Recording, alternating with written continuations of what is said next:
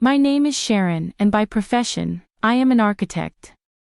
However, on this significant day, I found myself taking on the role of a bride, eagerly making my way down the aisle. I had put my heart and soul into organizing every aspect of our wedding, from the choice of flowers to the playlist that would provide our soundtrack for the evening. I envisioned our special day as if it were lifted from the pages of a romance novel, a testament to the power of love. Standing at the altar was Peter, my soon-to-be husband, who works as an engineer. His approach to life is pragmatic and direct, perfectly balancing my creative instincts. I always felt that we were a great match, enhancing each other's strengths. The excitement of beginning a new chapter with him filled me with joy. However, as our gazes met, I couldn't help but notice a distant, burdened look in his eyes. I attributed it to wedding day jitters. Little did I know, I was mistaken. As I walked closer, I overheard Peter's mother, Julie, whispering to someone next to her. Her scrutinizing look made me uneasy, but she managed a strained smile and told me I looked beautiful. Though her eyes told a different story. The ceremony moved forward, and when it was time for Peter to speak his vows, there was a heart-stopping pause before he managed to say, "I do." His voice lacked the warmth I had come to associate with his affection for me. During the ring exchange, Julie made it a point to take a photo, loudly stating the importance of capturing the moment. Her words, though seemingly innocent, felt more like a veiled warning than a celebration of our commitment.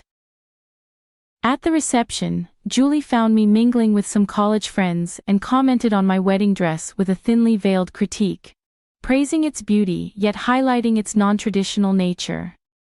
I responded with a light-hearted remark about celebrating love in our unique way. Before the conversation could go further, Peter stepped in, asking his mother to give us space for a moment.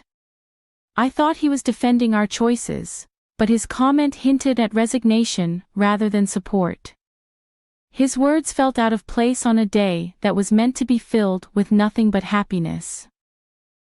I scanned the crowd, hoping to lock eyes with someone who might confirm that what I was experiencing was just typical wedding day chaos.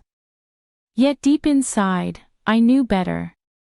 There was a palpable tension, an undeniable sense that something fundamental was amiss, and the red flags were too prominent to overlook any longer. As Peter and I stepped onto the dance floor for our first dance, the distance between us was more than just physical. Our movements were in sync, but emotionally we were worlds apart. The song intended as a celebration of our union felt more like a cruel joke. When the music faded, Peter's attempt at reassurance only emphasized the void between us. "So, Mrs. Sharon, ready for forever?" he asked. The irony of his question weighed heavily on me. I wanted to voice my doubts, to question if all our tomorrows would be shadowed by the unease of today. Instead, I masked my concerns with a tentative affirmation, hoping against hope that the gloom would dissipate and that this rocky beginning was not a foretaste of what was to come. I was unaware that this day would merely serve as the overture to a challenging period that would test not only the resilience of our marriage but the essence of my identity. As we celebrated our union, the festive toasts felt hollow, overshadowed by a sense of loss. The journey back to my home, a charming 3-bedroom house that stood as a testament to my hard work and independence, marked the beginning of our shared life. This home was meant to be our haven, the foundation for our future together. Yet it soon became the backdrop for a series of confrontations that felt more like an invasion than the start of marital bliss. Julie, living a mere quarter of an hour away, took to visiting uninvited with unsettling frequency. Her criticisms were relentless, targeting everything from my culinary skills to the decor of our home. Peter's attempts to intervene were tepid at best, often seeming more performative than protective. Julie's intrusions became a regular ordeal, each visit an opportunity to assert her dominance through thinly veiled insults and critiques. However, the real turning point came one afternoon when she arrived with suitcases in tow. Her declaration of intent was clear, her sense of entitlement palpable. This was not just another visit. It was an occupation, one that threatened to suffocate the life out of our nascent marriage. "I'm going to be living here now," she announced, breezing past me to place her luggage in my favorite cozy corner by the window. My sanctuary for reading and quiet moments. "This spot will be just perfect for me," Julie proclaimed with a finality that made my heart drop. I turned to Peter, my eyes wide with disbelief, silently begging him to intervene, to preserve the sanctity of our home. This was a decision we should have made together. Seizing a moment, I called Peter aside, my voice shaking. "This is our home. Shouldn't we have talked about this first?" His gaze met mine, void of the warmth and love that had once seemed so abundant. "Mom's getting older, Sharon. It's not right for her to be alone, she needs to be with family," he explained, stressing the word family in a way that made me feel excluded. "So I'm not family, is that it?"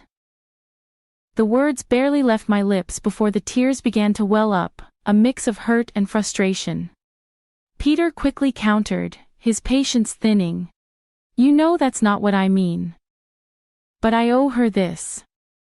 What about us? What about what we owe to each other? We're supposed to be building our life together, not living with your mom," I argued. But it was as if I was speaking to a wall. My concerns, my feelings seemed inconsequential. And just like that, Julie's move into our home was decided, steamrolling over my wishes.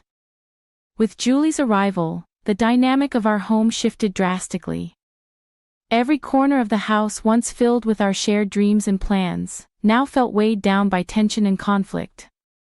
My once peaceful reading nook was overtaken by her belongings. The kitchen became a stage for her critiques. And Peter, the man I had married, seemed more like an ally to Julie than to me. It dawned on me that I was no longer just fighting to save my marriage or reclaim my space.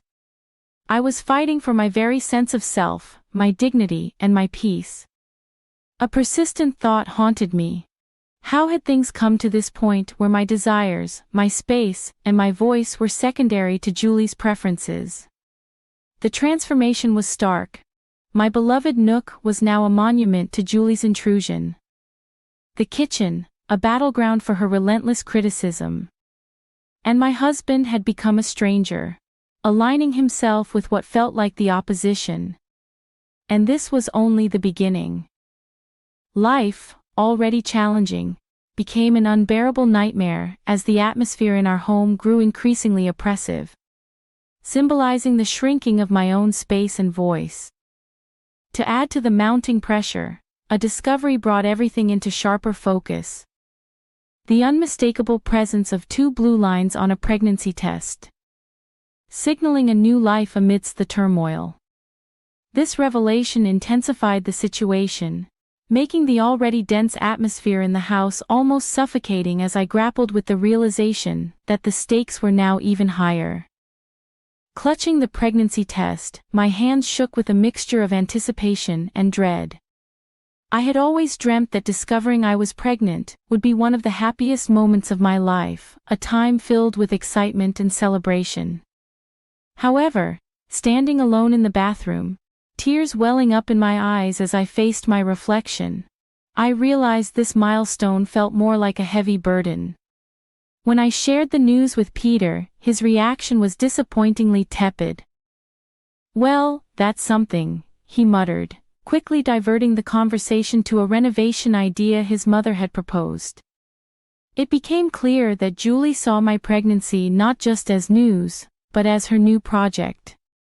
She took it upon herself to oversee every aspect of it, from what I ate to where I would give birth, all under the guise of being helpful. Julie's interference quickly escalated into a form of control.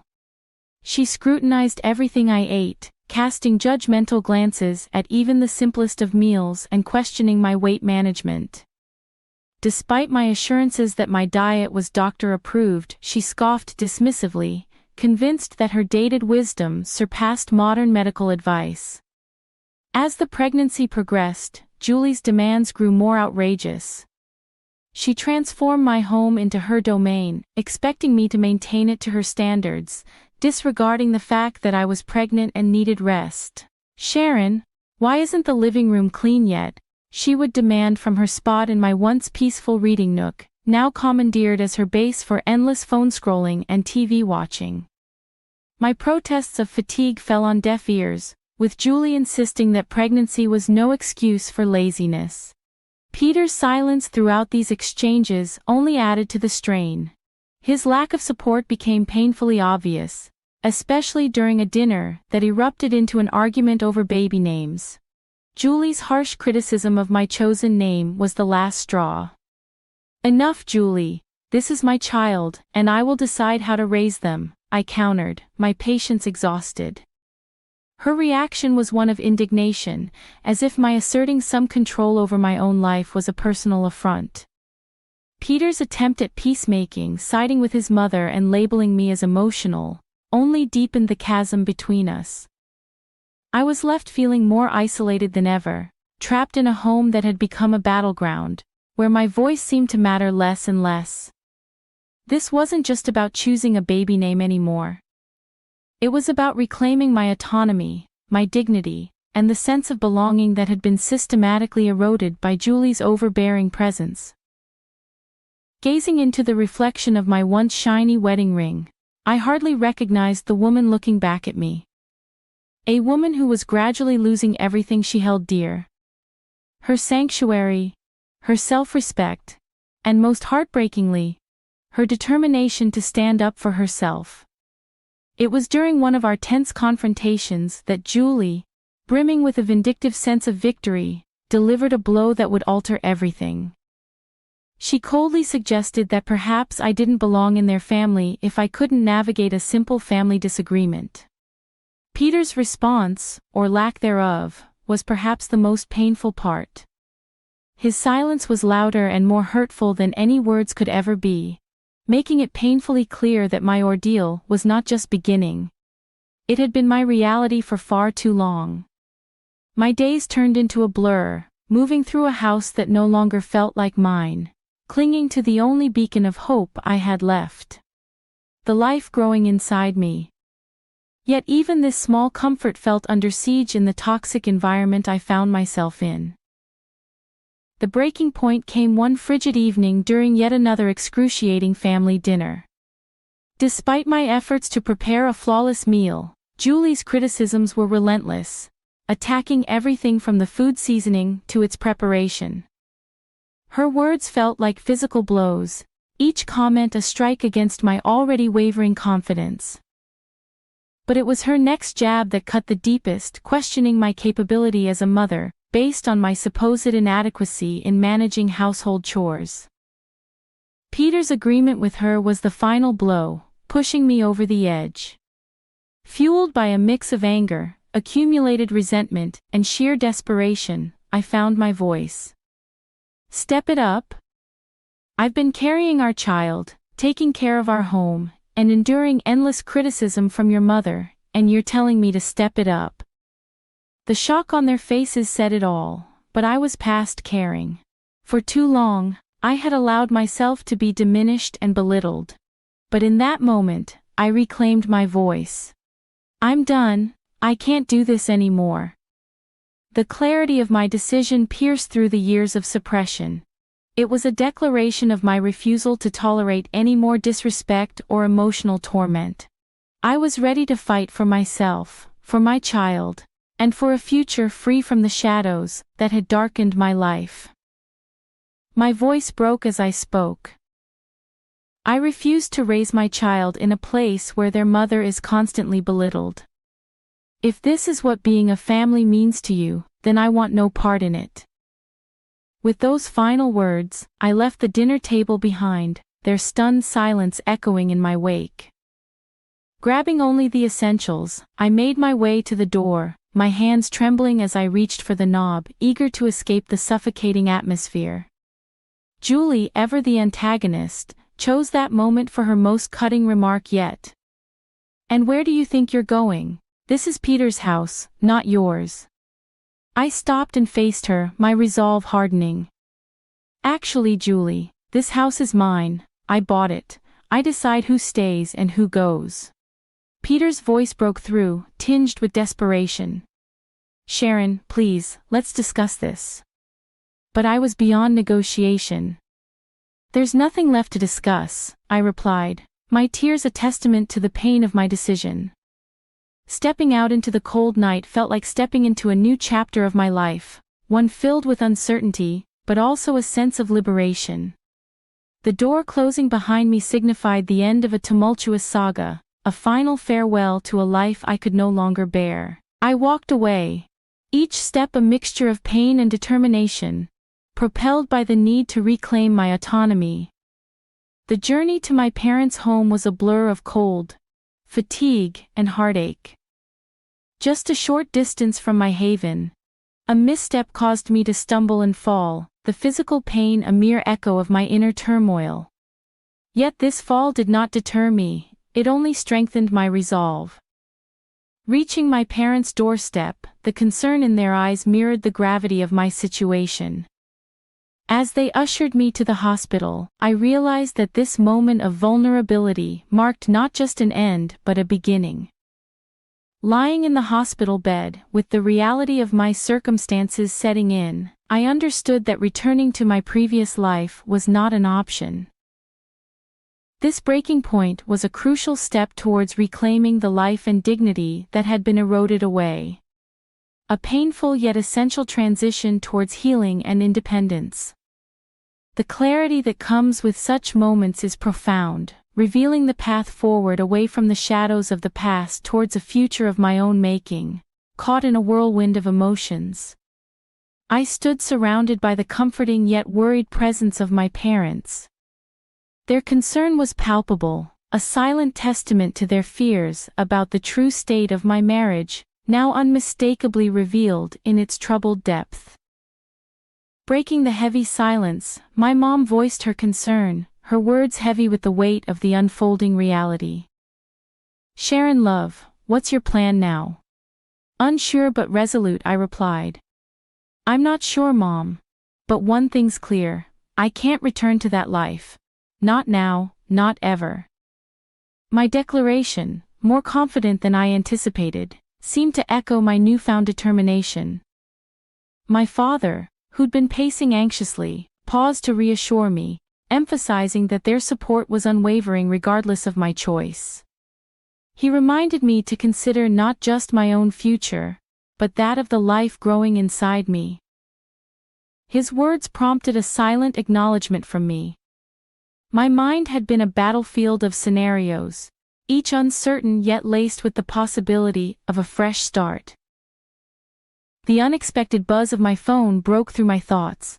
A message from Peter. A plea for communication. But to me, his timing was a door long closed. His words unseen were left in the void as I turned off my phone, a symbolic end to our dialogue. My next steps were clear, marked by action rather than words. Reaching out to a family lawyer was my first decisive act towards ending the turmoil of my marriage. Supported by my parents, we navigated the cold legal breakdown of our union, discussing divorce, custody, and financial support. Despite the sterile nature of these discussions, they empowered me, marking the first steps of taking control over my destiny and ensuring the well-being of my unborn child. Within a week, Peter and Julie received the formal notices. Divorce papers for Peter, and an eviction notice for Julie from the home that was legally mine. Included were demands for substantial child support and compensation for the emotional turmoil I had endured.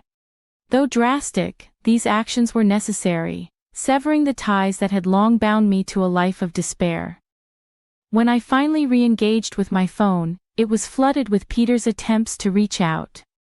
His messages conveyed a mix of regret and a desire for reconciliation. But the scars left by nights of humiliation, years of neglect, and Julie's calculated malice all silently condoned by Peter, were too deep. The brief temptation to hear him out was quickly overshadowed by the memory of the pain endured. This moment wasn't just about ending a chapter. It was about reclaiming my story. One where the shadows of the past no longer dictated the brightness of my future. The love I once felt for him had been completely overshadowed by the sorrow of our failed marriage. I took decisive steps to move on, deleting messages, removing his contact information, and blocking him across all social media. To me, Peter had become just a part of my history, a distressing chapter I was more than ready to conclude. Despite knowing the road ahead would be fraught with its own obstacles, divorce is complicated, even more so with a child on the way. I was finally navigating my own life's direction, stepping out from the shadow that had enveloped me towards a future filled with hope. The day of the court proceedings, the room was filled with that distinct sterile chill characteristic of spaces where fates are decided. My lawyer sat beside me, her posture exuding assurance, while my parents offered silent, steady support from behind. Across the aisle, Peter appeared lost, the reality of the situation dawning on him, while Julie's expression was one of shock and defiance. As the session began, the judge walked in, prompting everyone to rise. The process that followed was a flurry of legal jargon, with accusations and evidence laid bare. It was as if Julie and Peter were seeing their actions for the first time, not just through the legal lens, but mine as well. When it came to Julie's turn to speak, her usual confidence was absent. She attempted to justify her actions as concern for her son's welfare, but her explanation fell flat, especially under the judge's skeptical gaze. Judge Nina R. Morrison's verdict was clear and firm. I was granted a full divorce and sole custody of our unborn child. Peter was ordered to provide child support, and Julie, faced with a hefty fine for her emotional abuse and harassment, was visibly shaken as the judge's gavel fell. A sense of liberation washed over me, though it was not without a tinge of sadness. My marriage had concluded not with dramatic confrontations, but through the quiet shuffling of papers and the firm voice of justice. This chapter of my life was closed, paving the way for a new beginning free from the chains of the past. Gaining my freedom came at a price I'd never envisioned on the day I pledged my vows. As we exited the courtroom, Peter approached with a bewildered look, expressing his sorrow and disbelief at how our lives had unraveled. Looking into his eyes, I no longer saw my future, but rather a profound emptiness where love once resided. I never imagined this would be our end, Peter, but apologies can't undo what's been done, I told him decisively, turning away to leave the past behind. Julie sought my gaze, possibly hoping for a sign of forgiveness or recognition, but I couldn't afford her that closure. She had taken too much from me, and I refused to let her see how deeply she had affected my light. Stepping outside, the world seemed to embrace me anew, with the sun shining brighter and colors more vivid. It felt like I was viewing life with a fresh perspective, one not dimmed by the shadows of turmoil. My mother's embrace and words of pride brought tears to my eyes. "You're truly free now, Sharon," she said, her emotion evident. "I couldn't have faced this without you and Dad," I responded, feeling immense gratitude for their unwavering support. That evening, in the solitude of my home, now solely mine, I felt a deep tranquility. Alone, yet far from lonely, for the first time in a long stretch, I was free to live by my own standards. The path ahead as a single mother seemed daunting, yet as I felt my unborn child's subtle movements, confidence washed over me. We would manage, I was sure of it. The ordeal I had endured led me to this moment of self-discovery.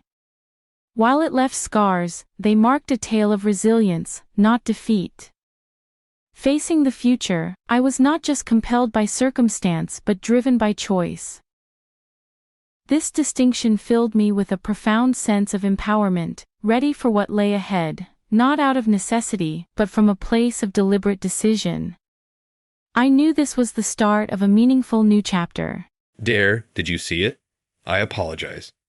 For what I had unintentionally witnessed, I sincerely apologized to her. I had it on repeat in my head. She appeared on the verge of tears, and I felt terrible for her. Unfortunately, though, the mental image would not go away. I was profoundly affected by what I had saw of her. Taylor Mason is my name. Like any newcomer, I entered the workforce after graduating from college. In addition to the fact that my employer was an avid athlete, I still had a lot to learn at work. I was frequently reprimanded for making the same errors every day.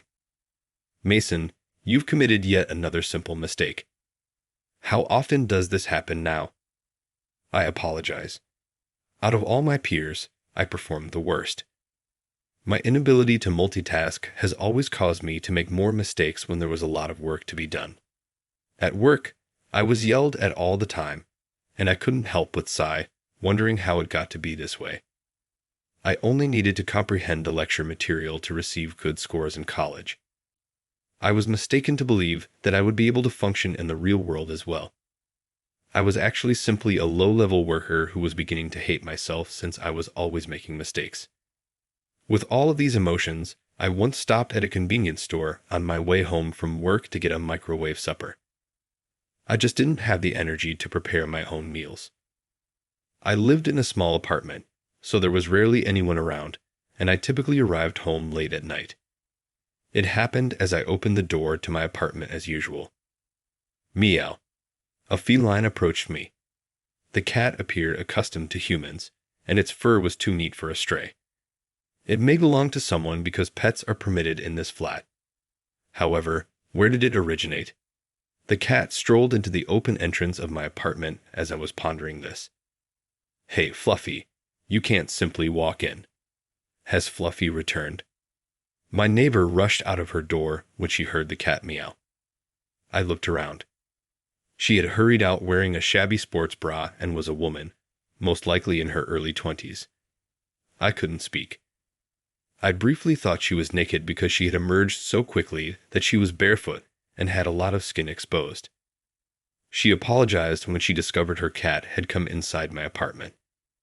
My cat is that. She turned her cheeks red when she realized she was only wearing her underwear. I apologize. My cat is that. I'll remove him immediately. She hurried back into her apartment after saying that, returning in around 30 seconds. It was obvious that she was only wearing a sweatshirt over her sports bra. I was reluctant to bring a woman to my flat at night, but I also didn't want the cat to get hurt there. I then tried to capture the cat after saying, I'll try to catch the cat, just wait here. However, I was unable to. Was catching a cat usually difficult? I was forced to ask the woman to come inside and grab the cat herself because I had no other option. The cat didn't resist when the woman tried to catch it. It just went with the flow. I'm sorry for the trouble. I'll make it up to you another day, she said. With that, the woman left as it was getting late. Well, she was dressed quite oddly. The next Saturday, the woman came to visit, bringing some sweets with her.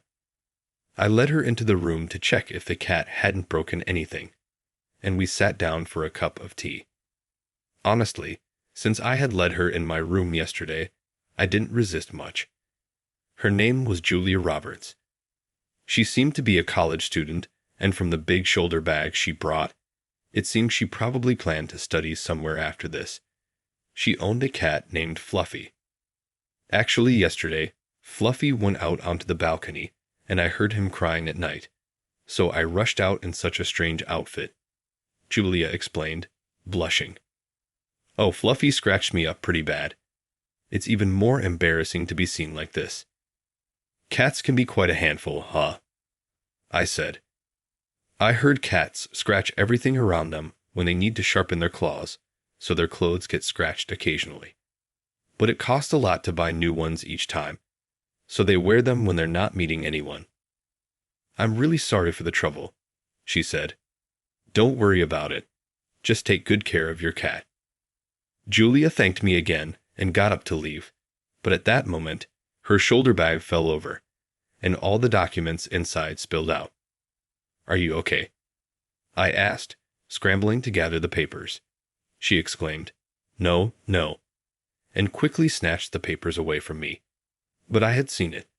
The documents were notices of re-examinations from her university, and there were so many of them.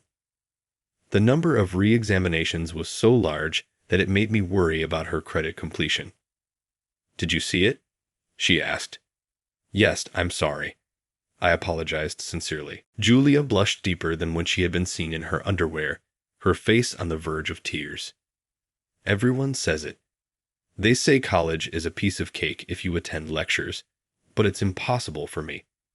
I'm not smart," she said, overwhelmed with emotion. Julia collapsed right where she stood. It seemed her academic performance was severely poor, to the point where not only graduation, but even progressing to the next grade was in jeopardy. She had always been made fun of for her grades, and it seemed she had developed a complex, or rather a trauma, about it. "Well, if you want, I could help you with your studies." No, I went to the same university. I took the same courses you're having re-examinations for." "Really? What a coincidence." Julia was attending the same university I had, so that made her my junior. Julia was quick to take up on my offer. It seemed she had tried asking her friends for help with her studies before, but kept making the same mistakes, and they had given up on her. Well, I did have good grades in university, and depending on the subject, there are tips and tricks. Maybe if I taught her those, she might just make it. So, we decided to have a study session every Saturday. After seeing the sheer amount of re-exams she was facing, I was quite worried and couldn't get it off my mind. I finished work and bought dinner on the way home, so I got home a bit late. I had planned to make our break on Saturday, but it turned out that Julia had an imagination that far exceeded my expectations. She was constantly coming up with answers that I had no idea how she arrived at. Honestly, our weekly study sessions were not enough, so I decided to add additional study sessions on Tuesdays and Thursdays at Julia's house. This was also because Julia suggested, "Let me cook dinner as a thank you for the study sessions." Teaching someone is also a way of studying for yourself, so I made an effort to explain the problems that Julia seemed to have difficulty with in a way that was easy to understand. Julia seemed to be studying hard in her own way and gradually improved her grades. As for me, I started to take more notice of my surroundings, and my minor mistakes decreased. The number of days I could get through without being shouted at increased, and there were fewer hard times at work. Then, 6 months later, I did it.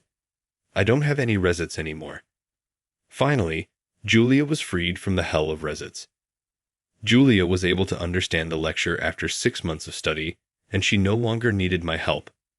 It felt a little lonely, but I should be genuinely happy for her growth. Well done, you worked really hard. If you don't understand something, tell me, okay? Yes, thank you. The study meetings ended with that, but the habit of meeting for half a year didn't just disappear. So, I had the chance to eat Julia's dinners occasionally, and I also invited her for meals. We also talked about things like what kind of company to work for and other life advice. A few months passed like this, and Julia was able to move up a grade. I was thinking of giving her a present to celebrate her advancement, just as I was thinking about this while heading to work. There was something on my desk. It was a document, but not just any document. Personnel change, and I'm the assistant to the president. I was dumbfounded by the document informing me of an unexpected personnel change. Suddenly, my boss patted my shoulder, and I jumped. "The president is calling for you. Follow me."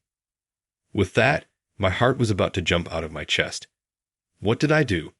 I desperately tried to remember, but I couldn't think of anything. I made my way to the president's office with a stiff body.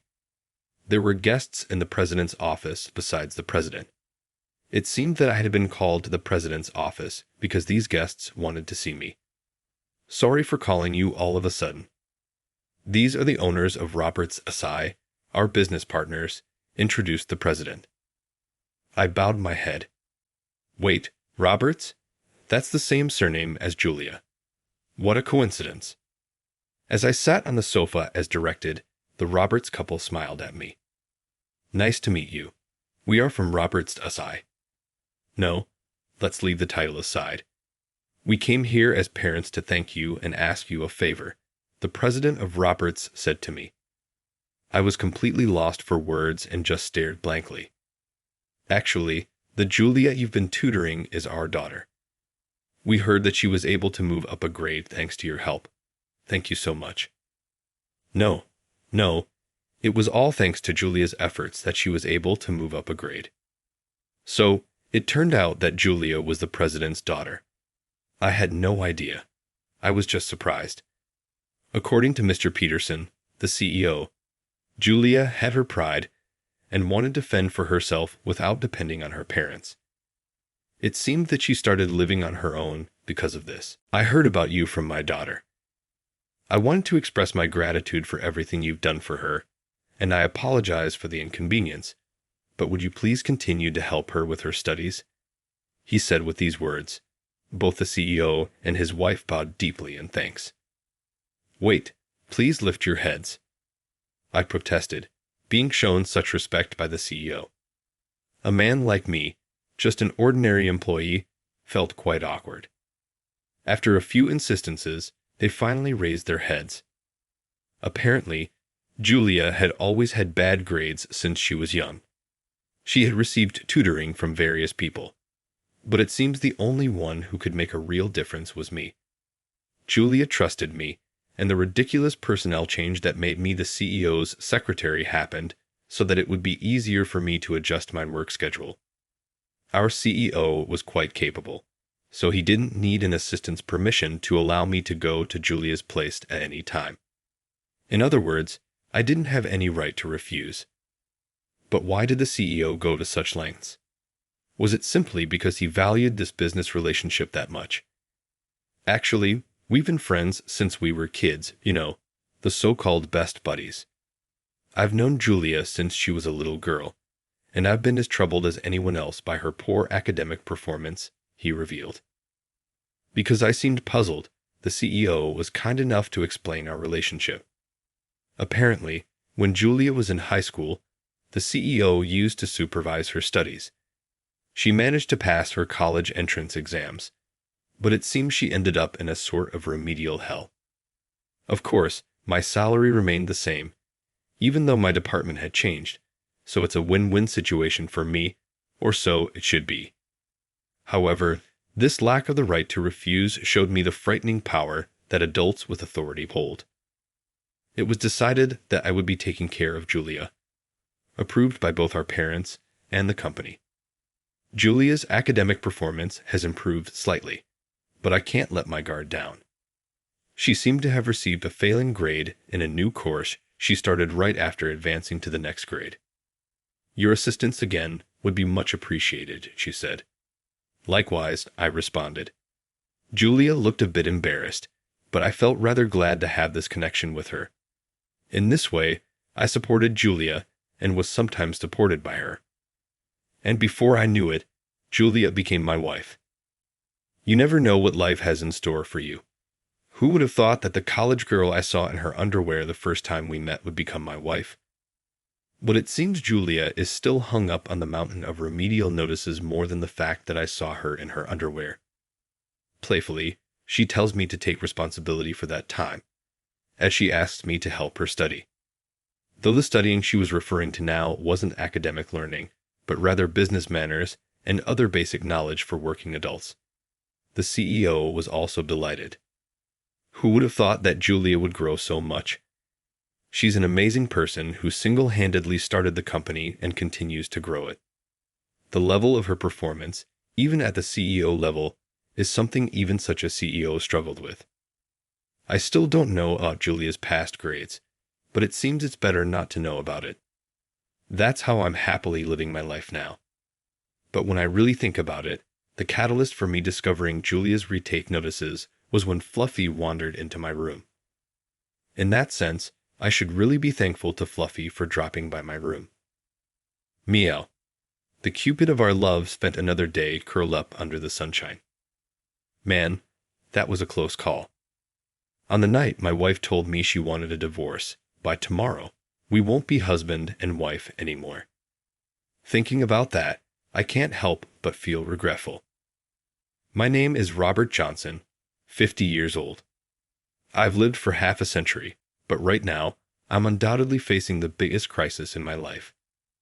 Right in front of me, on the familiar living room table, there is a divorce paper, and all the blanks where my wife Catherine is supposed to fill out are already filled in. She sprung the news of the divorce on me one morning after we've shared 23 years of life together.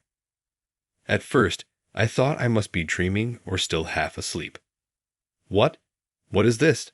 Some kind of joke. Do I look like I'm joking? But Catherine had a serious look on her face. Catherine meant it. The moment I realized that, I panicked because I couldn't, for the life of me, understand why she'd want a divorce. Of course, I love Catherine, and I haven't cheated on her. It doesn't seem like she's found someone else either. Catherine, crying softly, started to explain the situation to me. The reason for the divorce was the relationship with my mom. I knew there was a marital issue. My mom had always had a grudge against Catherine because she only had a high school diploma. Listen, you should go to college. High school grads can't get good jobs, and they lack common sense. You'll only end up suffering if you're with them. This has been my mom's mantra for as long as I can remember. My mom raised me as a single mother and even put me through college. My high school grad dad left us for another woman and debt. That's why she hates high school grads.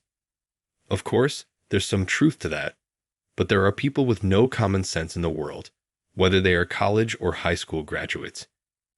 In Catherine's case, she lost her parents early on and had to start working right after high school to support herself. She's very responsible, and I've never found her to be unreasonable. I managed to convince my mom to agree to our marriage, and I've stepped in a few times to mediate their disputes. But it seems she's been badmouthing Catherine behind my back. Catherine has been enduring all this. As I've said before, I was raised by a single parent, and the only relative Catherine could rely on was my mom. So now that our daughter Lily is 23 years old and getting married this year, she's brought up the subject of divorce. Your mother will be attending the wedding, right? You know your mother told me if you come, it'll be a hassle for Lily. Don't come to the ceremony. I never thought I'd be told not to attend my own daughter's wedding. I've put up with this for so long, but I can't take it anymore. I can't live with your mother anymore, and you didn't help me. I can't believe you. So you're saying you hate me now? In my shock, I blurted out some unnecessary words with a trembling voice. Catherine clearly stated, I don't know right now, but I do hate your mother. Then she got up and ran crying into our bedroom. I'm ashamed to say that I was too shocked to move. I thought I was doing my part to keep my mom from hurting Catherine, but it wasn't enough. I had thought I was helping, but I failed to notice the strain on Catherine as she bore her limits. My mind was a complete mess. I couldn't understand anything. The only thing I did comprehend was that Catherine was determined. I wonder how much time has passed. Finally, regaining some composure, I dialed up my mother. It was to verify the facts, but blurting out, You've been harassing my wife, haven't you? Would just cause a quarrel. To keep the conversation calm, I started with casual chit-chat and tried to subtly probe her thoughts on Catherine. However, all she said was, Catherine seems a bit out of touch. I wish she'd pull herself together. Without making further comments about Catherine, whether she was skillfully hiding something or just oblivious, I couldn't figure it out over the phone. What should I do? I was wrecking my brain, looking at the divorce papers. Dad, are you okay? It was Lily who approached me. I tried to quickly hide the divorce papers, but she said, So, Mom has finally made up her mind. Huh. It seemed like she had already figured out what was happening. Finally, Did you know that Catherine wanted a divorce? She didn't tell me directly, but I knew she'd been enduring a lot. Apparently, Lily had been recording my mother's harassment on her phone. She seemed willing to let me hear it, raising the volume to the max. Catherine, haven't you cleaned again? You're a stay-at-home mom. You should do it every day. Seriously, you're hopeless. It seemed like this was what my mother had suddenly said to Catherine when she visited. I'm sorry, Lily has a fever, so I thought it'd be better to keep the noise down. Lily has a fever. That's what happens when you live in a dirty environment. This just shows the importance of daily cleaning. Listening to this, I felt genuinely disgusted. While what she said was not wrong, there was an irritating nagging and unpleasant feel to it. Another recording started with my mother yelling at Catherine as she was preparing dinner. What's with this bland food? Are you serving such awful meals to Johnson and Lily? Well, isn't it better to have less salt? It's healthier. Lily, indeed, too much salt is bad, but too little is just as harmful. This can wreck your health. I recall my mother visiting every 3 to 4 days. I can't believe Catherine had to put up with such constant nagging at least twice a week. As I stood there in shock, Lily sighed and said, Mom has been enduring this all along. She loves you, Dad, and she knew how much you valued Grandma, but I'm sorry, I really hate Grandma. I don't want her at my wedding. Well, that makes sense. Even I would want to avoid someone as nagging as this in my workplace. But while you can avoid or quit your job to escape such a situation, you can't do the same with your in-laws. I permitted my mother to frequently visit as I thought she was happy about her first grandchild and could be of help to Catherine. However, if such conversations occurred repeatedly, I can understand why Catherine would want to leave. There were several instances of overstepping that I reprimanded my mother for, and I thought she had improved. But the truth was, I couldn't protect the person I loved. I felt extremely regretful and sad. If making Catherine unhappy is inevitable, maybe it's better if we part ways, I muttered under my breath. At this, Lily's expression hardened. What did you promise God, Dad? At her words, I tilted my head in confusion, only to see Lily's expression grow even more stern. I might be a woman, but I want to support my future husband forever. He promised to protect me for the rest of his life. He even told you the same thing when he met you, didn't he? Aren't you supposed to protect Mom? Mom is also at fault here. You don't understand unless things are spelled out for you. Communication is so important, really.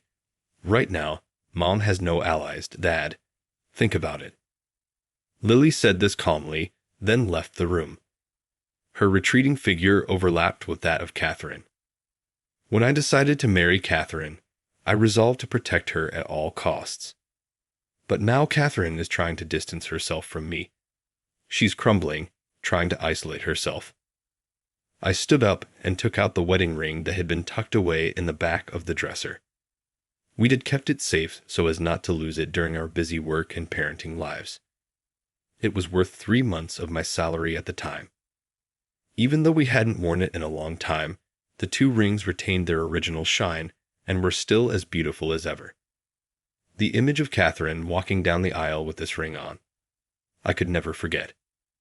Still unable to accept the idea of divorce, I decided to have another discussion with Catherine and headed to the bedroom. Upon entering, I found Catherine sitting on the bed with an awkward expression. Do you have a moment to talk? I suggested in a calm voice. Catherine, probably feeling guilty about suddenly pushing for divorce, agreed to talk. I started by apologizing to Catherine first, with such intensity it was like I was ready to get down on my knees and beg. I'm so sorry about what my parents did. I'm sorry I didn't notice. You must have been considerate of me because I lost a parent. When I looked up, Catherine had a complicated expression. Do you really want to divorce me, Catherine? I asked, my voice shaking. If Catherine was adamant about it, I couldn't force her to stay. But upon hearing this, Catherine started crying again. I don't want to divorce you either, but it's impossible. I've reached my limit, she shouted, bearing her emotions. I'm not good at cleaning, and no matter how hard I try in my own way, I'm always criticized and talked about as if I'm a failure. It's unbearable. I even purposely made my food bland for your elderly mother, considering her age, but she doesn't notice it no matter how much I hint at it. Clearly, I'm accused of not showing respect to elders. Catherine's screams continued for some time as her long-accumulated frustrations exploded. By the time she finished talking and calmed down, she was bowed down as if burned out. I feel pathetic for not noticing the change in Kath until it got this bad. I'm sorry. I promised to make you happy. I swore to do so when I gave this to you. I'm sorry for making you endure all this. I take out a ring. Seeing this, Catherine's eyes widen. You are not a failure. You're my wonderful wife. Right after we got married, you gave birth to our daughter, Lily. I appreciate just that. But when I was flooded with the unfamiliar child rearing, you slapped me on the ass and scolded me. Pull yourself together, you said. That really hit home. But because I was so careless, I lost my wedding ring and caused a big commotion. Lily was crying a lot at night, and I dropped the ring while walking around the house holding her, looking for it everywhere. It ended up being left on the living room table. That was pathetic. I remember participating in the relay race with Lily at the elementary school field day and falling down hard. Everyone laughed. Oh yeah, I remember that happened. They didn't have to laugh that much, did they? I had never seen anyone do a full rotation in the air and fall. You became a legend at the elementary school. As we reminisce while looking at the ring, a small smile returns to Catherine's face. For Catherine, our family memories have not turned into painful things when she looks back. That alone made me feel at ease. Right now, in Catherine's heart, the desire to be away from me is stronger than those memories. I was stupid not to notice that she was pushed so far. I handed Catherine a divorce paper. I know it's presumptuous, but I swore to God to protect you. Please, can you give me another chance? If it doesn't turn out to be the best outcome for you, you can submit this at any time. My name and signature are already on the divorce paper. If this is submitted, Catherine and I will become strangers. But if you could give me another chance, would you accept this ring again? I knelt down and offered the ring to Catherine. This is the pose I took when I proposed to Catherine. It seemed like Catherine remembered that too. Silence followed for a while. The silence, which felt incredibly long to me, eventually ended. I will trust you just this one more time. But this is really the last time. She held out her hand. It seemed like a reluctant response, as if she had lost a battle of wills with me. Whether it's out of mercy or pity, it doesn't matter. The fact remains that I've been given another chance. When I put the ring on Catherine's finger, it just barely fit. I couldn't help but laugh. It barely made it, and my eyes began to well up. That's right, we've been together for a long time, long enough to change the shape of our hands. I don't want it to end here. The next day, I headed over to my mother's place. Mom, I'm going to be honest with you. I heard everything you said to Catherine, all recorded. Lily said she doesn't want you at her wedding. That Mom looked truly shocked. I am indebted to her for raising me, but the ones I have sworn to protect for life are not my parents, but Catherine and Lily. Did you feel shocked just now? That's what you did to Catherine. Why did you do that to her? Because she only finished high school. Just because she's a high school graduate, you deny all of her worth? You never listen to anyone when you've set your mind to something, and it's gotten worse as you've aged. If this continues, I can't let you meet my family anymore. As I said this sternly, Mom dropped her head. With a feeble voice, as though squeezing the words out, my mother opened up. You might not believe me, but I was truly happy when Catherine came into our family, as if I had a daughter of my own. I wanted her to learn my way of doing things, which is why I think I was strict with her. She didn't know many things, and I thought she would embarrass herself as she was. I was hard on her considering that she lost her parents and didn't have a chance to learn. It's natural she couldn't do many things, but I only kept criticizing her. I know, as her mother-in-law, she couldn't voice out her opinions. Why couldn't I be more kind to her? According to my mother, the comment about not attending the wedding was actually a harsher way of saying she was worried about Catherine not being able to handle the manners and etiquette of such events. Even I'm not perfect at handling these traditional customs. It seems like the harsh treatment was also due to neighbors commenting about Catherine's lack of etiquette. It appears the initial trigger was her not wanting Catherine, who she saw as her own daughter, to be talked about poorly anymore. I thought that it's just like my perfectionist mother, but regardless of my mother's intentions, the recorded conversations were not excusable. I'm really sorry if my precious girl left me. My mother, with her hands covering her face, was visibly shaken. It was the first time I saw my always assertive mother like this. When I went back home, I told Catherine and Lily about the day's events. Both of them had complicated expressions, but we concluded that we would try to understand and get closer from now on. My mother, learning that she needs to refrain from saying too much and that observing is also important, started passing comments through me, and our relationship improved. The relationship was mended to the point where she could attend Lily's wedding. And today is Lily's wedding. Lily, who resembles Catherine so much, is walking down the red aisle with me. Lily, who looks so happy as the ceremony is about to start. Seeing Lily like that, neither Catherine nor I can stop our tears. On our fingers, wiping away each other's tears, were the rings that we had used to pledge our love 23 years ago, quietly shining. How was it? Subscribing to the channel will be an encouragement for our work. See you again in the next video. Too bad. I'll give you as much compensation as you want, you poor thing. Candace here is the CEO. My name is Candace. I've been married to my husband Scott for 2 years. We both work full-time and are so busy that we only really get to talk on weekends. But our marriage is strong and we go on an overseas trip together once a year. When we got married, we decided to build a new house, and we went all out and built a mansion. I am satisfied with our life now. I have a best friend from high school named Katie, and we sometimes go out for lunch together. Katie has high standards for men and, although she is not married yet, she has a strong desire to marry. She's adamant about finding a high-earning partner, and has been on the lookout for one for quite some time.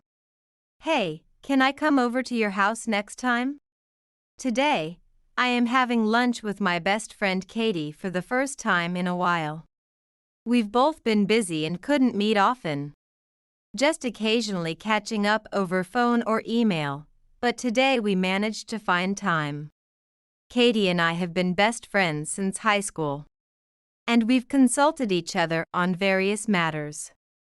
Both the fun and tough times have now become good memories. I got married to my current husband 2 years ago, and my job has gotten busier, reducing the time I can spend with Katie. My husband generally has weekends off, but due to the nature of his sales job, working on weekends isn't rare depending on client schedules.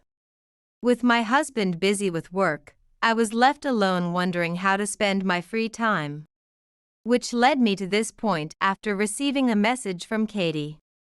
Sure, we're close by from here. Why don't we have some coffee at my place after this? Really? I'd love to go. After getting married, Scott and I built a house. But I mostly met Katie outside, so inviting her over was a first. After finishing our lunch, we headed to my home. As soon as Katie arrived, she was amazed. Wow! It's such a huge mansion. This is incredible. We built our house without compromising since it was a once-in-a-lifetime purchase. It's bigger than most family homes and still new. So the interior is clean, and Katie seemed to really like it. We went all out because it's a house on its own. It's spacious and beautiful, really incredible. Must have cost a fortune, huh? It's a big purchase, but it's our home to live in.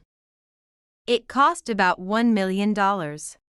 Hearing this, Katie's eyes widened in surprise. $1 million. Is your husband's salary that high? Katie has always had high standards for men, especially regarding income, which was evident from her question. My husband's salary? Well, I'd say it's pretty high for his age. I tried to answer vaguely to avoid any specifics. I see. I had no idea back then, but that mysterious response had started something happening. Unaware, I continued to the living room to prepare coffee. Hey, since I'm here, can I stay until tonight to meet your husband? Katie asked with a smile, holding a cup. There was no reason to refuse, so I happily agreed. Yay! Oh, where's the bathroom? Ah, it's this way. I guided Katie to the restroom and waited for her in the living room. In the meantime, I emailed my husband to let him know Katie was visiting, and we would be having dinner together. After a while, Katie returned holding a bag, which upon closer inspection, turned out to be my bag. That's actually my bag. Oh, I got lost after coming out of the bathroom and ended up touring the house. Then I found this. Hey, this brand is super expensive, isn't it? Can I borrow it for a while? There wasn't much distance from the bathroom to the living room, so she must have wanted to look around the house. However, the bag she was holding should have been in my bedroom. Realizing she had entered my bedroom without permission was uncomfortable. But it didn't seem worth making a fuss over, so I reluctantly agreed to lend her the bag. Okay, but you have to give it back. It's a gift from my husband. Of course. I know what you mean. Later, while I was checking the bedroom during a trip to the bathroom, I noticed that although nothing was visibly disturbed, the closet had been opened, and bags and shoes were slightly scattered. I decided to mention it to Katie. Hey Katie, you went into the bedroom, right? It looks like you went into the closet too, but please don't do that. When I looked Katie in the eye and spoke, her eyebrows twitched for a moment. Yeah, you're right, sorry. I won't do it again. Thanks, I appreciate it. As we were talking, my husband came home. I had informed him earlier about Katie's visit, and he, being considerate, had brought home a cake. I'm home. Welcome back. Oh, thanks for the cake. This is my friend Katie. I mentioned her in the email. Would you like to join us for dinner tonight? Nice to meet you, Katie. Candace always speaks highly of you. Of course, that sounds great. Nice to meet you. I couldn't attend your wedding due to illness, but I'm glad to meet you now. Katie hadn't been able to attend our wedding due to falling ill, so this was the first time she met my husband. After dinner, we had the cake Scott bought with tea. Katie's friendly nature meant she quickly got along with my husband, and the evening ended pleasantly. About a month later, I started noticing a change in my husband's behavior. He would quickly avert his eyes while talking to me, and he spent more time on his smartphone, even taking it with him to the bathroom. It was an obvious sign. I considered checking his smartphone at one point, but I hesitated, feeling that it wouldn't bring me any joy. However, his actions were all too typical of someone guilty, and I could only view him with suspicion. As time went on, the conversations between my husband and me diminished. Moreover, his work on weekends increased, and we began living like ships passing in the night. One day, after some time had passed, I came home to find signed divorce papers on the table.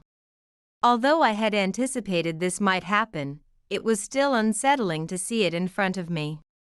I immediately called my husband. I just got home and saw the papers. What's going on? What do you mean? I mean it. I want a divorce. I knew something was off with you, but tell me the real reason. I've fallen in love with someone else. So, you've been cheating on me? No, this isn't cheating. I've really fallen for her. It might look like cheating to you. Given the situation, it's definitely cheating, isn't it? Does she know you're married? Yeah, she knows, well. My husband hesitated awkwardly. I was about to speak, thinking we needed to discuss this in person, not over the phone, when a familiar voice took over. Hello, Candace? It's me. Katie? Yes, it's Katie. I'm dating Scott now. And I'm thinking about marrying him. Hearing those words felt like a heavy stone dropping in my heart. My heart raced, and an unpleasant emotion seemed to choke me. What? You're thinking of marrying him? But Scott is my husband. I fell in love with Scott the moment I met him at your house. We exchanged numbers, and one thing led to another. What in the world? I mean, what are you thinking? Anger, emptiness, and sadness overwhelmed me. And I couldn't find the voice to accuse her properly. I do feel bad, you know? But it can't be helped. We were meant to be. I have you to thank for meeting him. I'm grateful for that. Katie expressed herself confidently, with no sign of feeling sorry. I could never forgive the betrayal by a friend I had been close to since school and by my husband. You don't feel bad at all. Put Scott back on. Scott said there's nothing left to talk about. Can you just sign the divorce papers and send them quickly? We need to have a proper discussion. There's no way I can agree like this. Tell him to come home. Ah, that's impossible. He's living with me now. There's nothing to talk about, right? You just need to sign the divorce papers. Was Katie trying to provoke me, or did she harbor some resentment? Either way, I felt nothing but distrust and irritation towards her. Just put my husband on the line. My raised voice did not seem to affect Katie, who snorted and replied with a laugh. No matter what you say, it's not happening. By now, I was left standing there, surprised, as the call was cut off abruptly. Sleepless nights followed, and Scott did not return during that time. The divorce papers lay on the living room table, seemingly waiting for my signature. Katie sent me numerous photos of her and Scott together, seemingly trying to show how close they were. My mental state was deteriorating, and it started to affect my work. So I decided it was time to take a proactive approach to the divorce and consulted a lawyer. I knew a lawyer and made an appointment to see him. The lawyer listened carefully as I explained my situation. What would you like to do? I responded without hesitation to the lawyer's question. I want a divorce. But I want them to face consequences. That's understandable. Let's file for compensation. We have plenty of evidence they've conveniently provided. Yes. I'll file a claim for compensation against Scott and Katie, and then end things cleanly. Please take care of this. Leave it to me. And although it may be none of my business, please make sure to eat well and get enough rest. Thank you. After speaking with the lawyer, I decided to make a clean break. They say time heals all wounds, and indeed, I was gradually able to look forward. I started eating normally again and could sleep without issues. The only thing I would lose was my husband. I had nothing else to lose, and no troubles. After such an ordeal, surely something good must be waiting. With that thought, I felt energized. A few days later, I received another message from Katie. Hey, are you still clinging to the past? I want you to divorce Scott quickly. How dare you? Are you out of your mind? I'm preparing for the divorce, so tell Scott. What? That's a lie, right? Do you think Scott is going to come back to you? I know what you're clinging to. It's his income, right? His income? Yeah, he runs a company that makes $500 million every year. You hid that from me because you knew I'd take him away from you, didn't you? He runs a company that makes $500 million every year? I won't let you say you didn't know. That's why you could afford such a mansion. He told you that? Yes. He told me everything. So just sign the divorce papers and move out of that house already. It's going to be mine now. Too bad Scott isn't coming back. I'll give you as much compensation as you like, you poor thing. Katie ended the call unilaterally again. Now I fully understood why Katie had targeted my husband. This call completely cooled any feelings I had for Scott. And I started thinking about life after divorce. The next day, I felt much clearer, perhaps thanks to Katie in a way. Today, the photos she sent of her and Scott only repulsed me. I shared everything with my lawyer. My health improved, and I managed to recover at work. Normalcy was finally returning.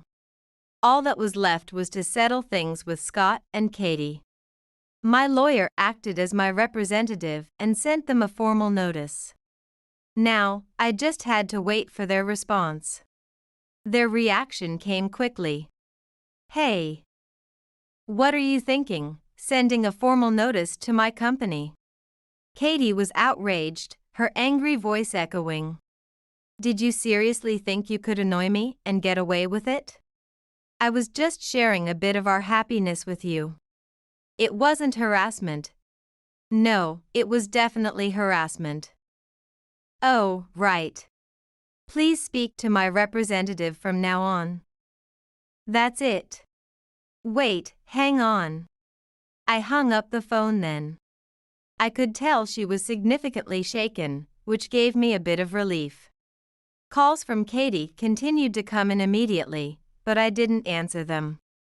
Scott also tried to call me, and when he realized I wasn't answering, he sent complaints via email. The content proof sent to my parents' home exposed the affair and resulted in them scolding him.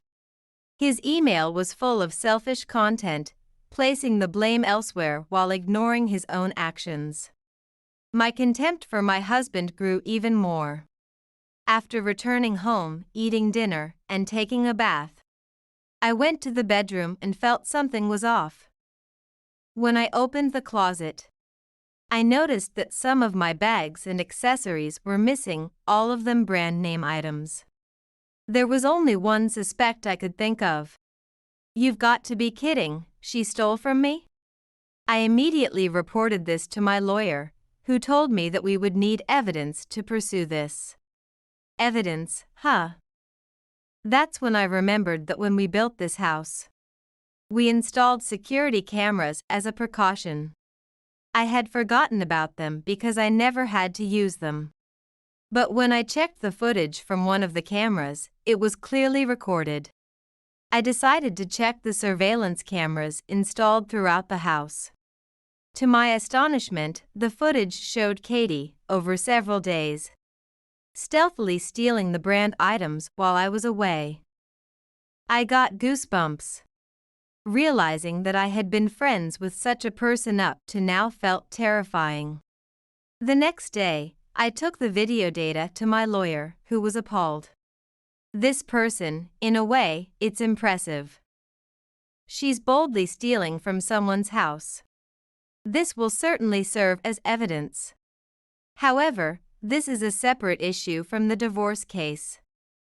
It's a criminal matter, you know?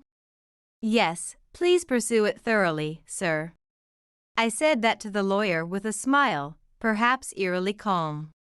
After all that had been done, what was there to hold back on? They should take full responsibility for their actions. Understood. But I think you should change your house locks. I agreed with the lawyer's advice and changed the locks on my house that very day. Afterward, there were numerous calls from Scott and Katie, but I ignored them completely. They even came to the house directly, but I did not hesitate to contact the police. After that, I received no more calls from Scott or Katie. A few days later, the lawyer informed me that the other party wanted to negotiate a settlement. He asked what I wanted to do, and I agreed to discuss it in his presence. I wasn't free enough to drag this out any longer and wanted to settle things quickly. The lawyer arranged the date, and on the day, we met in a room at his office. Then, on the day of the meeting, Katie and Scott burst into the room, throwing the door open violently. "So, we finally meet, you coward." "Stop it, Katie." "Because she's been running away all this time. It's because of her that our marriage plans have been delayed." Katie began to yell at me with such force. It seemed like she might actually throw something at me. Scott was desperately trying to stop her. Seeing them like this after so long, I felt pathetic for having to deal with such people. "Please calm down. If I see any violence or abusive language, I will call the police immediately. Is that clear?" The lawyer managed to settle things down for the moment, and Scott and Katie finally took their seats.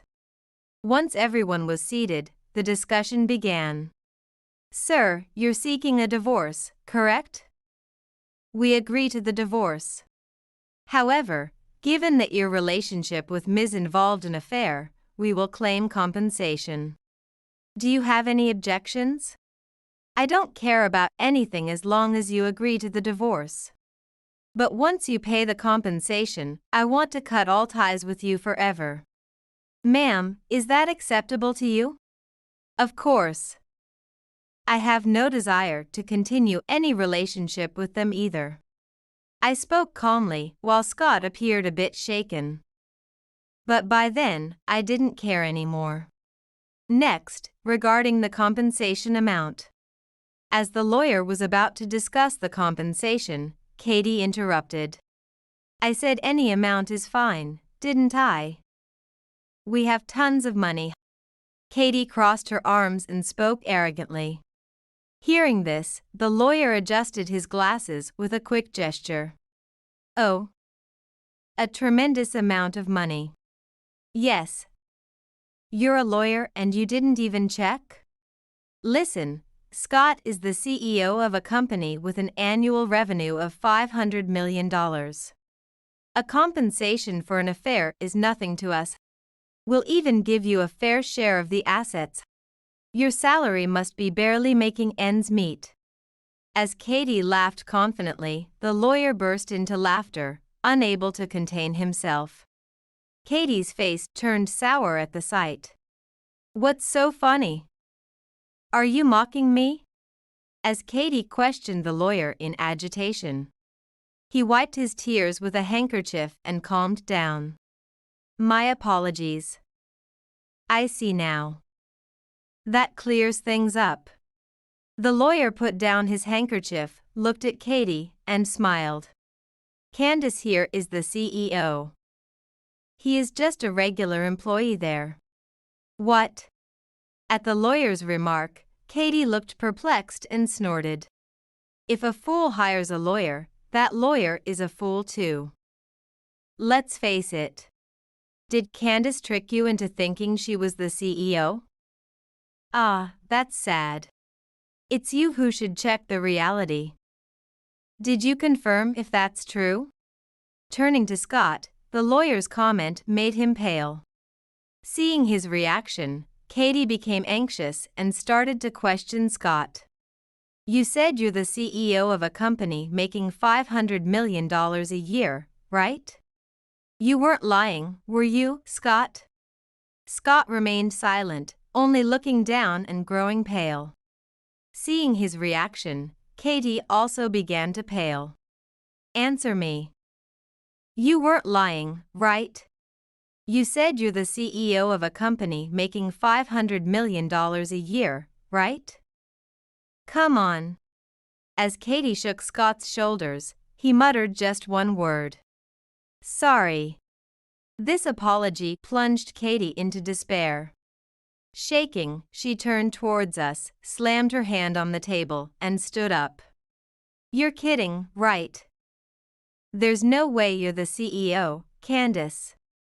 I was closest to you, so there's no way I wouldn't know.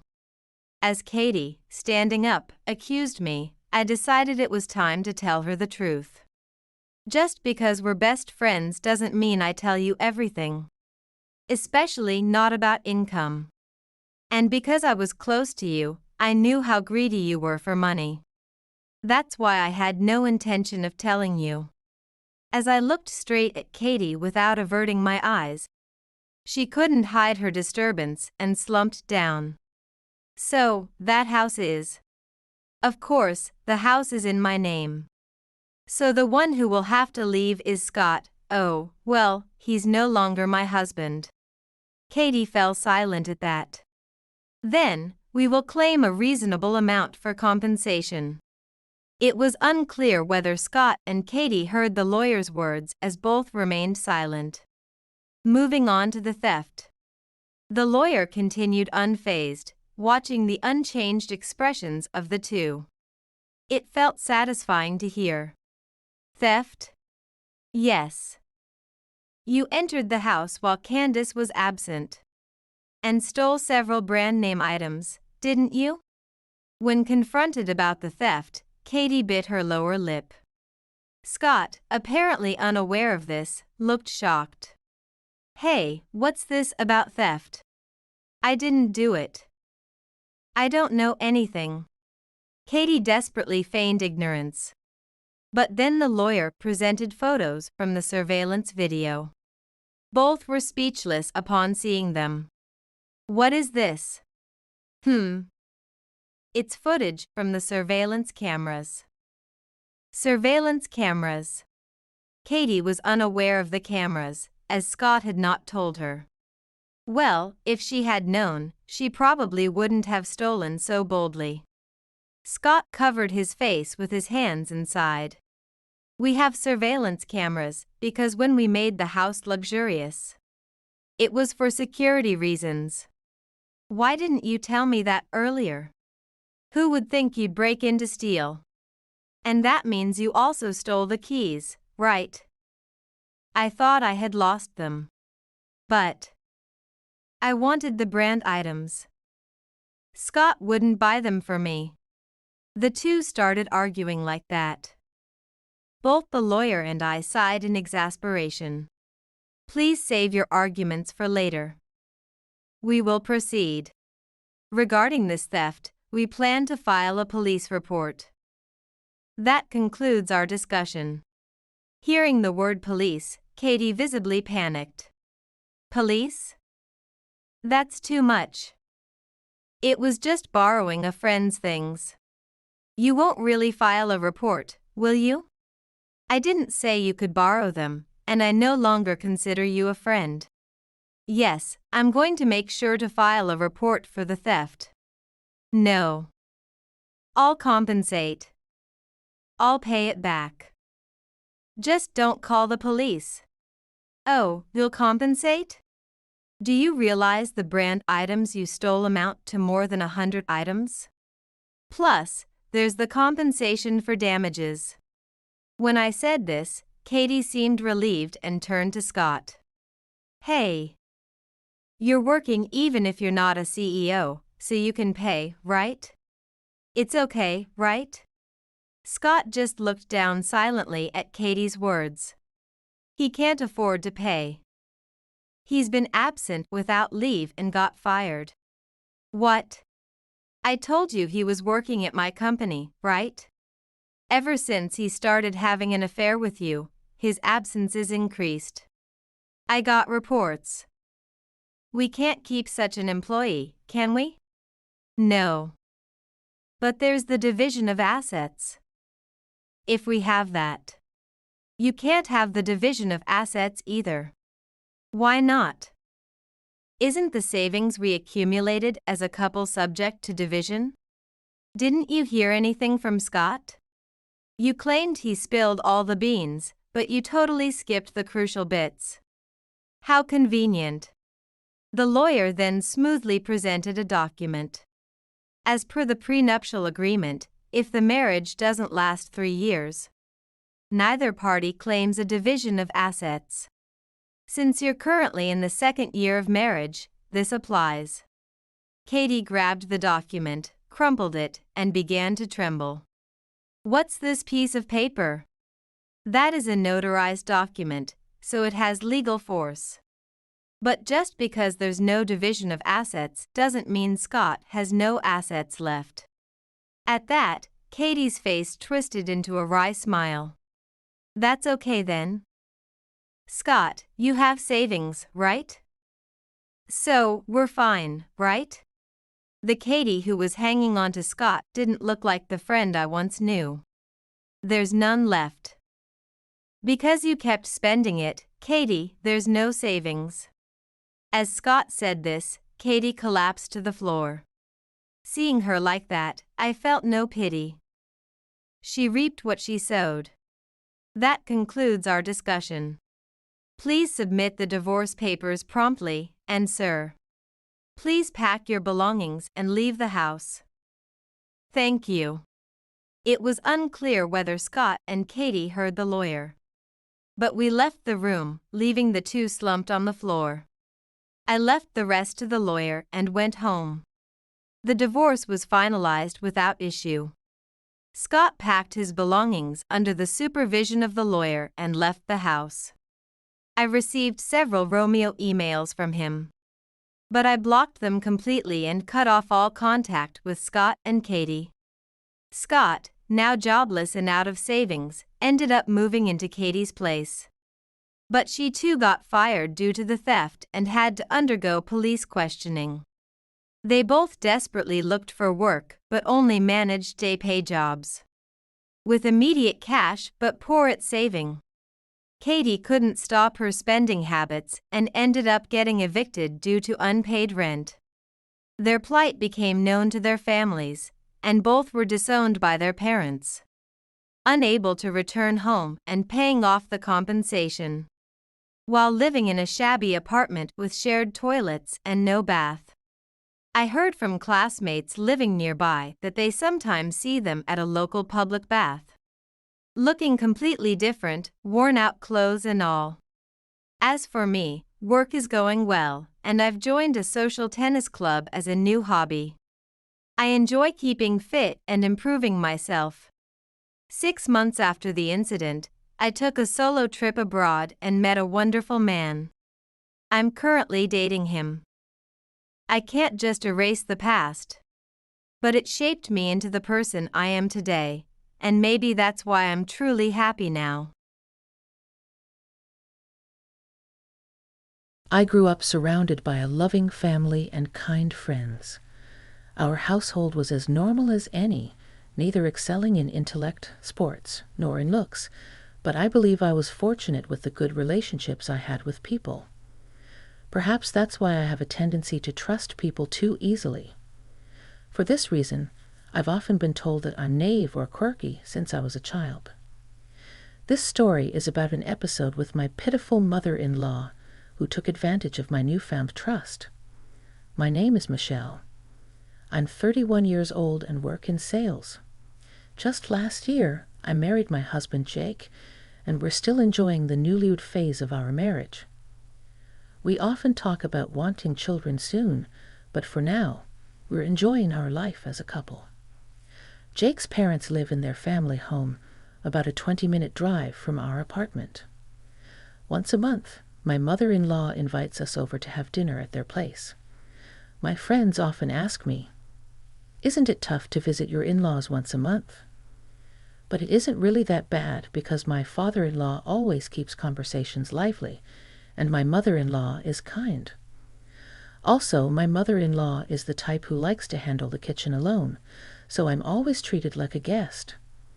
As my father-in-law and Jake enjoy their evening drinks, I just need to sit and smile, and food is served. It's even more relaxing than being at our apartment, except for one thing, the food. As usual, Jake and I were invited by my mother-in-law to have dinner at their place. However, as I take a sip of the corn soup she prepared, an unintentional groan escapes my lips. "Michelle, what's wrong?" Jake, sitting next to me, looks at me with a puzzled expression. I've never had corn soup like this back at home, so it's quite refreshing, I manage to say, forcing a smile. "It's a delicious meal, really." "Thanks." I sneak a glance at Jake and my father-in-law, but they are sipping their soup with peaceful expressions. Is this the norm for home cooking here? Once again, I resignedly finish the overly salty soup. It seems like this household has a preference for strong flavors. My mother-in-law's cooking is so salty it tastes like seawater, and her desserts are so sweet it feels like I'm eating a lump of sugar. When I first tasted it, I was shocked, but everyone else in my in-laws' family finished their meals just like today, so I was stunned. If this is what they are accustomed to, out of respect, I finished everything, but it was so stimulating that it upset my stomach. I worry greatly about the health of my in-laws who regularly consume such strongly flavored food. I've been consulting with a dietitian friend and gathering brochures, but there's no way a new daughter-in-law could say, "Mill, your food is too strongly flavored. Please study this." By the way, the food I prepare at our apartment is always seasoned according to the recipe. Every day I ask Jake, "Is it delicious?"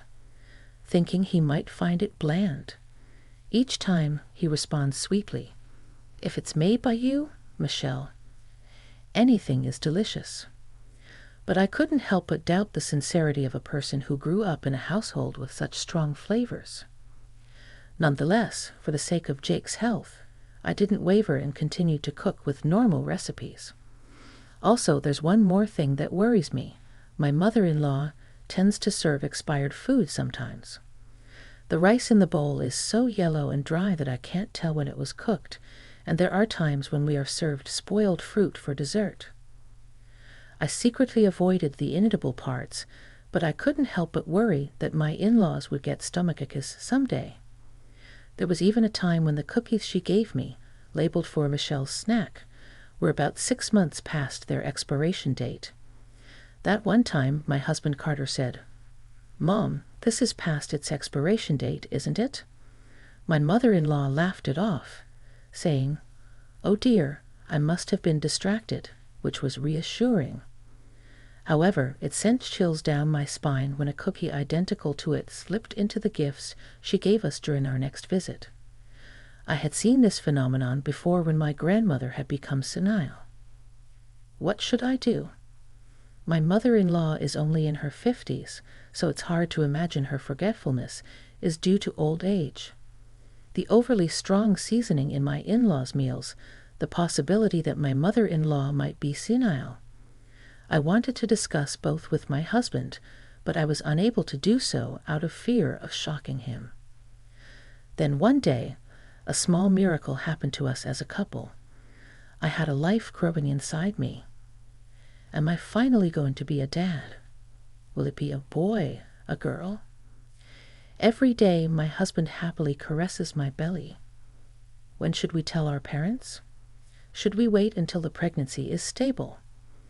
Well, we've only confirmed the heartbeat so far, but we might need their help if anything happens. So maybe we should tell them after the 3-month checkup, right? We'll see how things go then. Oh, I can't wait to tell everyone. I bet my mom will cry when she finds out she's going to have her first grandchild. He probably imagining my mother-in-law congratulating us with tears in her eyes, makes my heart warm. Caught up in the long-awaited pregnancy, I had completely forgotten about everything else. It wasn't until the following weekend when I saw the soup at my in-laws' dinner table that I realized there was a serious problem. If I eat my mother-in-law's overly seasoned food, it could cause problems for the baby. The parenting books I had devoured since becoming pregnant all stated that high blood pressure and diabetes can affect the pregnancy and childbirth. Even if I'm fine with yellow rice or food that may be past its expiration date, it might affect the baby. The thought was so scary that I found it hard to take a bite. "Oh, Michelle, you're not eating at all. I wonder if it doesn't suit your taste." Seeing my plate, my mother-in-law frowns. "No, it's not like that. Michelle seems to be lacking appetite due to fatigue." My husband, thinking I had morning sickness, quickly covered for me. "Is that so, Michelle? Is your work tough? You mustn't overwork yourself." "I'm sorry." While my father-in-law kindly spoke to me, my mother-in-law's face remained stern. I felt guilty for leaving the food and for lying. Nevertheless, after everyone else had finished their meals, my mother-in-law served a large cookie along with after-dinner tea. "At least eat something. It will surely heal your tired body." "Thank you. What a kind person she is." I thought. I should at least have the cookie, but recently some sweet foods have been causing heartburn, possibly due to morning sickness. When I looked to the side, my husband's cookie was bite-sized. I whispered to my husband, making sure it couldn't be heard in the kitchen where my mother-in-law was working. "Hey, Jake, can we swap cookies?" "Sure." I took my husband's cookie, which he willingly traded, and peeled off the wrapper. "The best before date is also until tomorrow." With relief, I popped it into my mouth and washed it down with the tea. "This cookie feels a bit hard." My husband, who had split the large cookie in half, made a curious face, and as he started to bring it to his mouth, "Stop, you ate?" My mother-in-law, returning from the kitchen, screamed. My heart involuntarily leaped at the sudden incident. My husband and I froze as she snatched the cookie. "Why does Jake have his cookie? I gave it to Michelle, didn't I?" "It doesn't matter. I can eat it. You can't." "The cookie is past its expiry date." At the unexpected bombshell, the room fell silent. In the chaos following my mother-in-law's revelation, I said, "So, the cookie was past its expiry date." I didn't realize because it wasn't written anywhere, which did nothing to help the situation. On the contrary, it only confirmed the malice in my mother-in-law's actions. "So, you were trying to feed Michelle expired food without telling her?" My husband, expressionless, inquired. My mother-in-law seemed to have grasped the situation and hurriedly tried to cover up. "No, I know the expiry date has passed, but it's big and delicious, so I wanted Michelle to enjoy it." "So why did you freak out when I was about to eat it? You knew it was dangerous, and you still handed it to my wife. Thief. That's not even." I finally understood. Realizing what was happening, chills ran down my spine. "So, have you been intentionally giving me old food and expired sweets all this time, huh?" "What's going on, Mom?" My father-in-law glared at my mother-in-law with an angry look. I didn't do it on purpose. I just thought it would be a waste if the old food wasn't eaten, so I wanted Michelle to have it. That's called doing it on purpose. There's no justification for feeding someone else something that's so old you can't eat it yourself. But it's a daughter-in-law. It's only natural for a daughter-in-law to eat the old stuff, right? Even when you married into my family, you never had to go through that." "Yes, but—" My mother-in-law panicked, pounding on the table. As I watched her, I felt my heart grow cold. The mother-in-law I once loved was not there. I was extremely disappointed, thinking it was all an illusion. The disappointment multiplied because I thought she was a kind and good person. Now that I've realized I've been betrayed, all I see is a pathetic old witch making a mess of her hair and offering excuses. That being the case, something else is bothering me. Was it all due to my mother-in-law's malicious intent? Could it be even the overly seasoned food was a form of harassment? Huh? My father-in-law and husband's eyes bulged out. Ah, my mother-in-law had a look on her face that said she was in deep water. My husband, with a poker face, picked up the bowl of soup in front of me. No, don't, Jake. Ignore his mother's restraint. Jake took a mouthful of the soup. Then he spit it out forcefully. Ick! Is this salt water? Even my father-in-law made a bitter face as he tried the untouched stew. I hadn't eaten, Michelle. Have you always finished meals like this? Yes, I thought this was how food was prepared in the family, since you and Jake were eating it. That's because ours was normally seasoned. I see, so that's how it was. Seeing me understanding the situation, Jake's shoulders drooped as if he had lost strength. No, any way you look at it, this seasoning is weird, and you've been given expired stuff too. Because I thought maybe Mill was going senile, said my mother-in-law. Senile? My mother-in-law's mouth twitched. She must be shocked to find out that the daughter-in-law she disliked so much and her son was pitying her, thinking she was a senile old woman in her 50s. What a pitiful person. Michelle, you're kind. You put up with this, thinking that Mom was going senile. Jay comforted me with a gentle voice. And to think that Mom... What nonsense. I can't even imagine how you could enjoy tormenting such a good daughter-in-law who trusted you completely. Jake and my father-in-law sighed. I never imagined that she would be such a person. That's why I consulted so many people. I was worried that her taste buds have gone awry or have started going senile in her 50s. Huh, what do you mean by so many people? Mill's complexion suddenly changed. It seemed she hadn't realized her misdeeds were spreading. My parents, friends, people at work. Everyone was kind and gave me all kinds of materials and brochures. Look, I pulled out a bunch of brochures from my bag and piled them up. I never thought the efforts of carrying these around to discuss someday with Jake or my father-in-law would be of use in this way. Wow, you were really worried, weren't you? The men were deeply moved and folded the brochures. Of course, No's furious. What a terrible daughter-in-law. I'm not sick. The one whose turbo is you. Hemph. Unlike you, Michelle has a pure heart. That's why she was worried. Reed, shut up, shut up. I never liked this daughter-in-law from the start. Finally, my mother-in-law, who had become completely defiant, pointed at me and stared with a face as fierce as a demon. I can't believe that my precious boy Jake was stolen by such a spacey-looking woman. And you can't even realize that you're being harassed. Are you insane? I would have preferred a beautiful, accomplished wife who could make us proud. You were fortunate to have such a good girl as our daughter-in-law, and you say such foolish things. You've been deceived by this woman. What a fierce argument unfolded between my in-laws right in front of my eyes. So I really was hated by my mother-in-law. Even though I knew it, it's still hard to be verbally abused by someone I had trusted.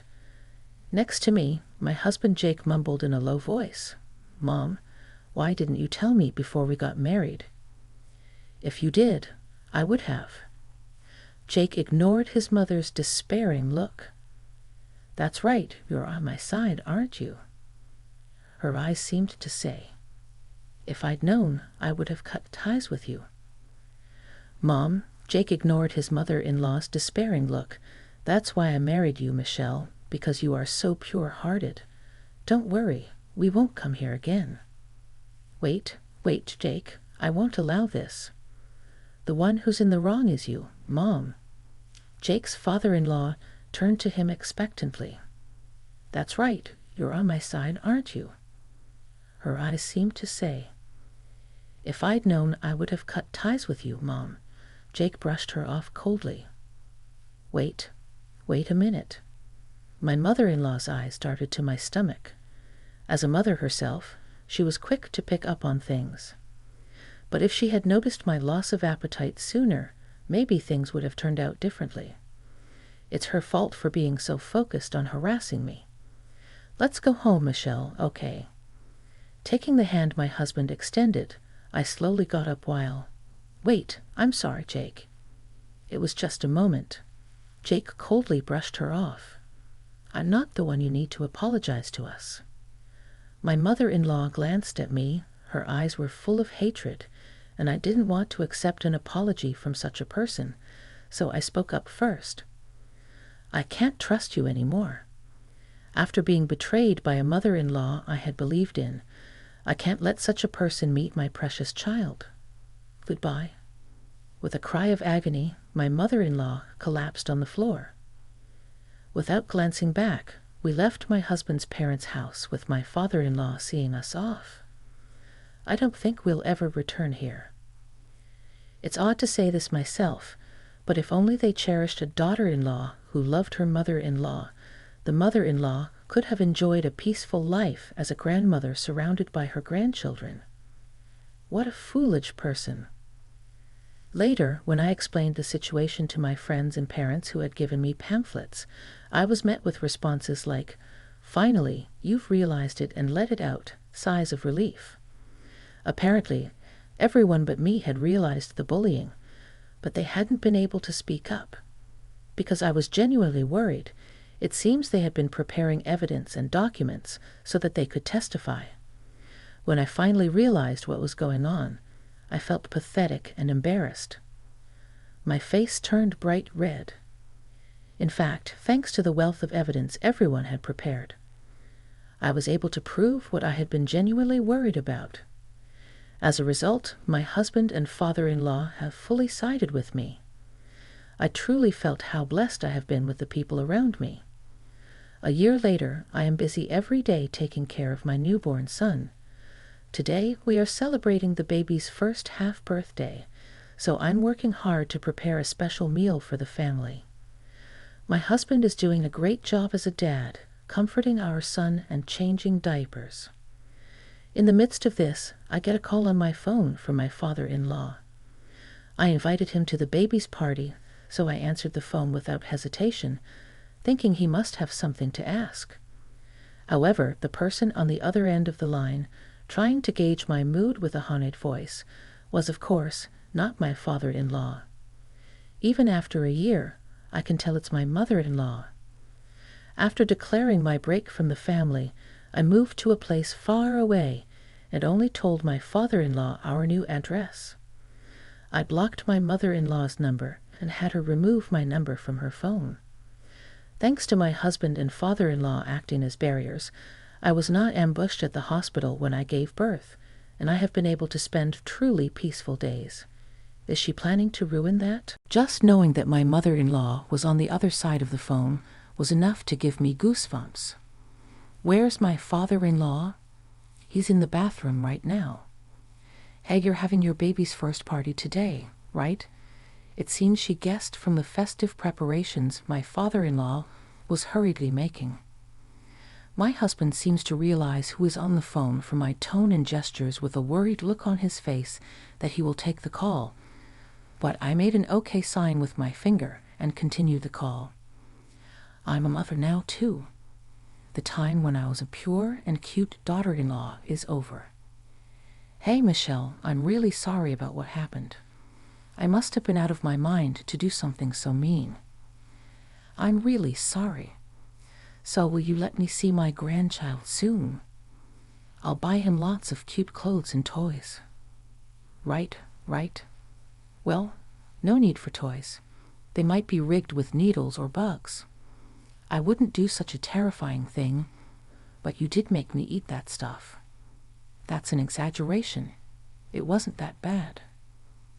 Consuming too much salt, sugar, or mold can harm your body, but look, I'm really sorry. You're kind, Michelle. You understand, right? Yes, People often say I'm kind. Right, right, but I'm not kind. I'm just naive and trust people too much. But once I'm betrayed, I can never trust again. So I will never trust you again, and I will never forgive you. I will absolutely never let you meet my dear son. Wait, Michelle. Hey, what are you doing? On the other end of the phone, I could hear my father-in-law's angry voice and my mother-in-law's screams quietly. I pressed the end call button. Sorry about my mom, but you've become strong, Michelle. My husband sighed in relief, placing his hand on my shoulder, praising me. Of course, I'm this kid's mom after all. Our son, happily lunging in his crib, flapped his hands excitedly when he saw me. I responded to his gestures by picking him up and nuzzling my cheek against his small, soft body, the faint scent of milk on his lips, his pure black eyes reflecting me. Just having my son around fills me with overwhelming protectiveness and maternal love. To protect him, I could become a shield or even a demon. The days of being a knave, kind-hearted daughter-in-law are over. Something smells good. The roast in the oven should be about done. Looking forward to it. Aha! Our son, who doesn't understand anything, responded joyfully, making us both smile. Days of being unaware of people's malice were carefree and happy, but that was because the people around me were protecting me. So now it's my turn to protect my family. I resolved to become stronger so these peaceful days can continue forever.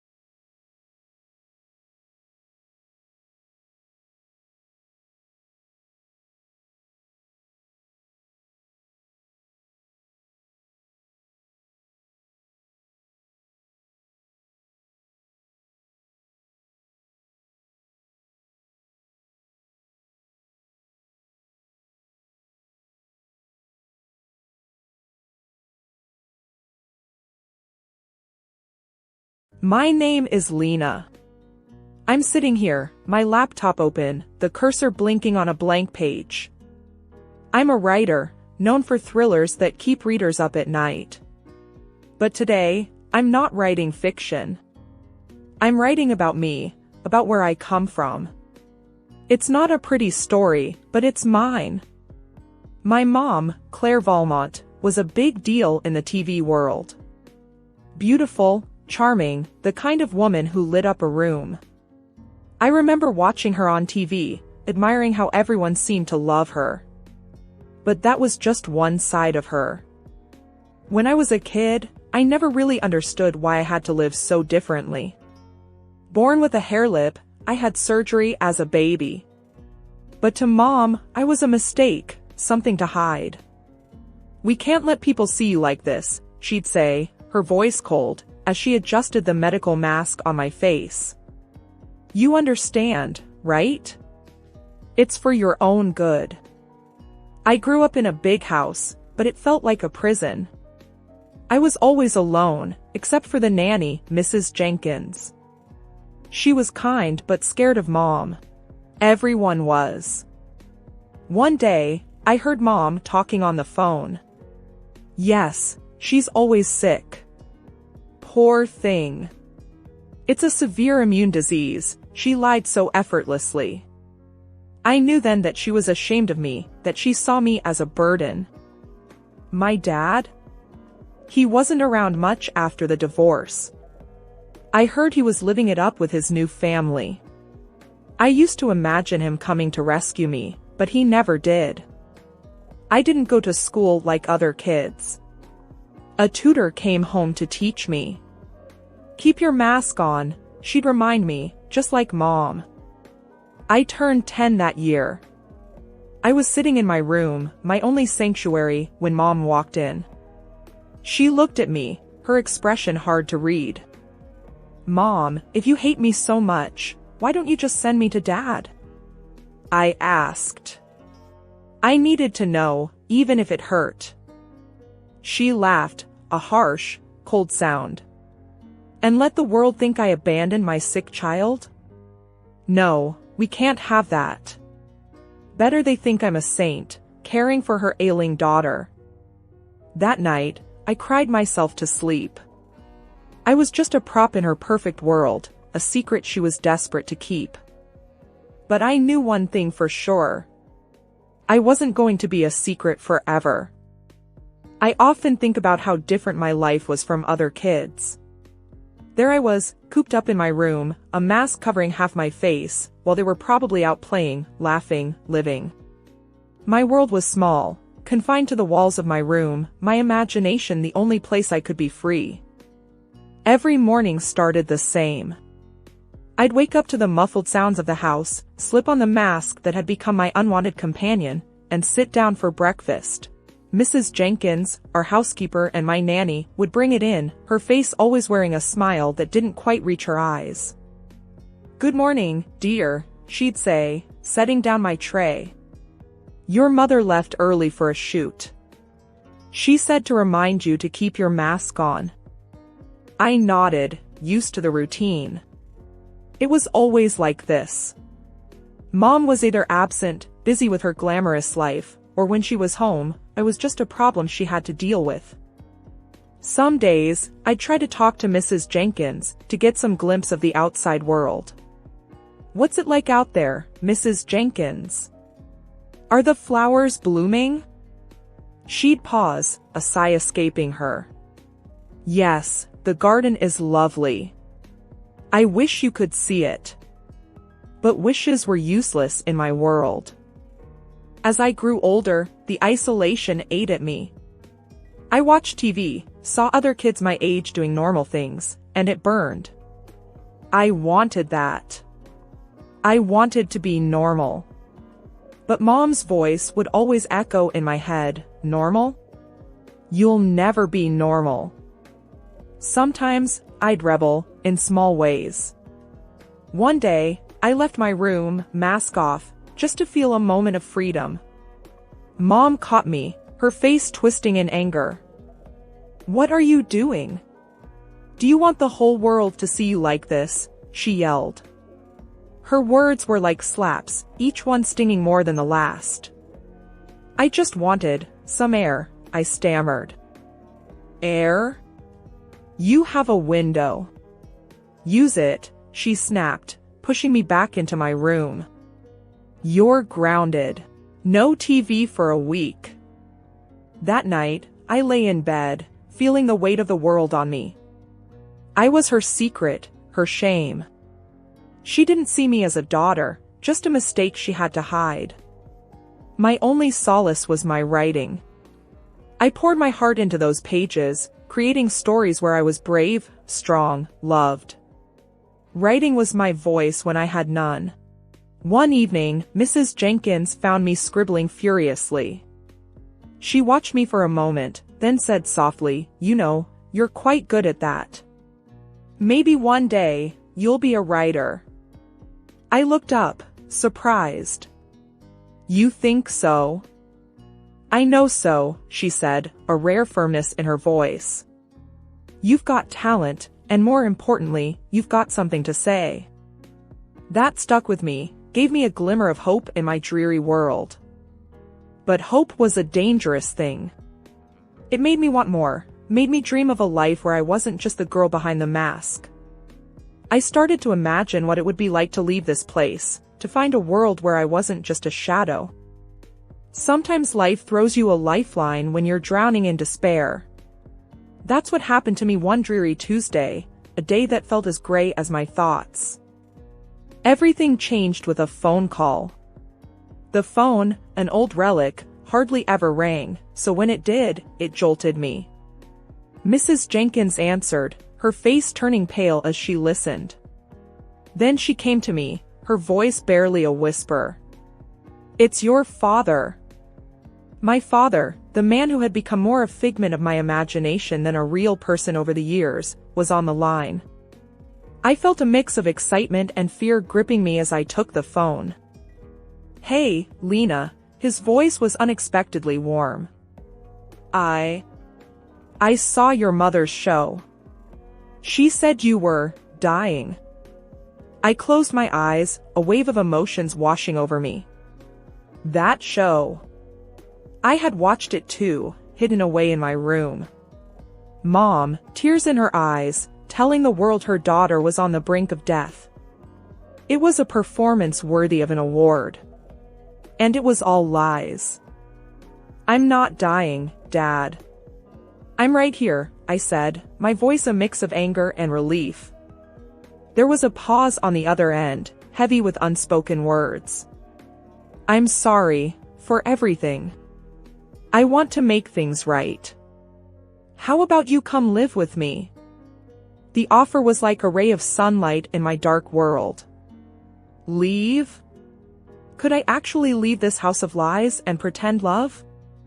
Yes, I said quickly, without a second thought. I want to come.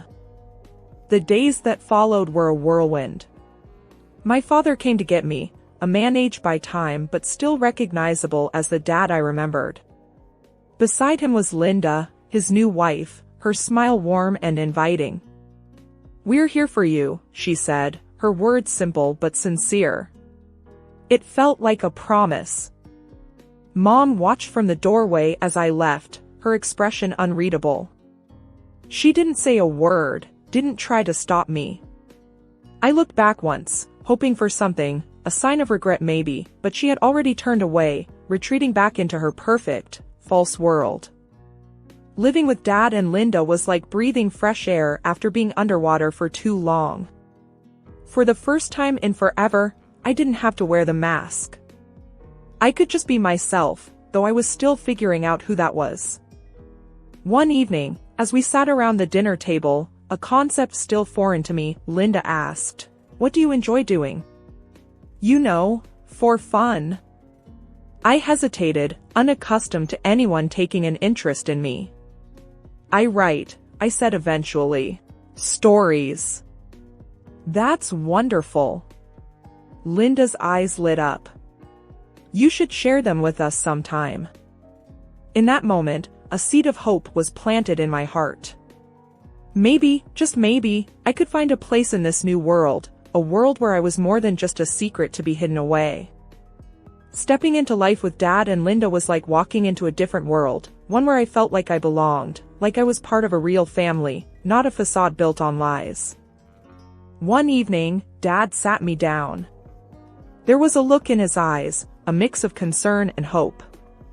"We've been thinking," he began cautiously, "about getting you the best care, to help you move forward." I instinctively tensed up at the mention of doctors. "I'm tired of doctors," I replied, the words coming out sharper than I intended. He nodded, understanding my apprehension. "It's not just about appearances. It's about healing, inside and out. We want you to be happy, truly happy." Linda added softly, "You've been through so much. It's time you had a chance to heal completely." Their words sank in, and I agreed to it.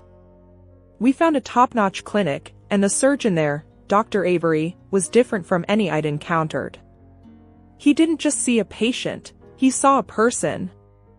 The day before the surgery, he said to me, "Remember, this isn't about changing who you are. It's about helping you see yourself in a new light." The surgery was more successful than I could have hoped. For the first time, when I looked in the mirror, I didn't feel disgust. I saw a reflection that surprised me. I even bore a resemblance to my mother, her beauty that I never thought I could share. But it wasn't just about the physical change. The real journey was the therapy that followed with Dr. Klein. It was about untangling the web of emotions and scars inside me. In one session, I found myself breaking down. "I'm just so angry," I confessed, tears streaming down my face. Angry at my mom, at the world, at myself.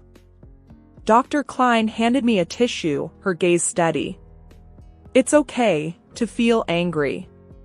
But remember, you also have the power to let go of that anger, in your own time." It was a long, tough climb, but slowly, I started to feel a shift inside me. The anger began to ebb away, replaced by something calmer, more like peace or perhaps acceptance. As the days passed, Linda noticed the change.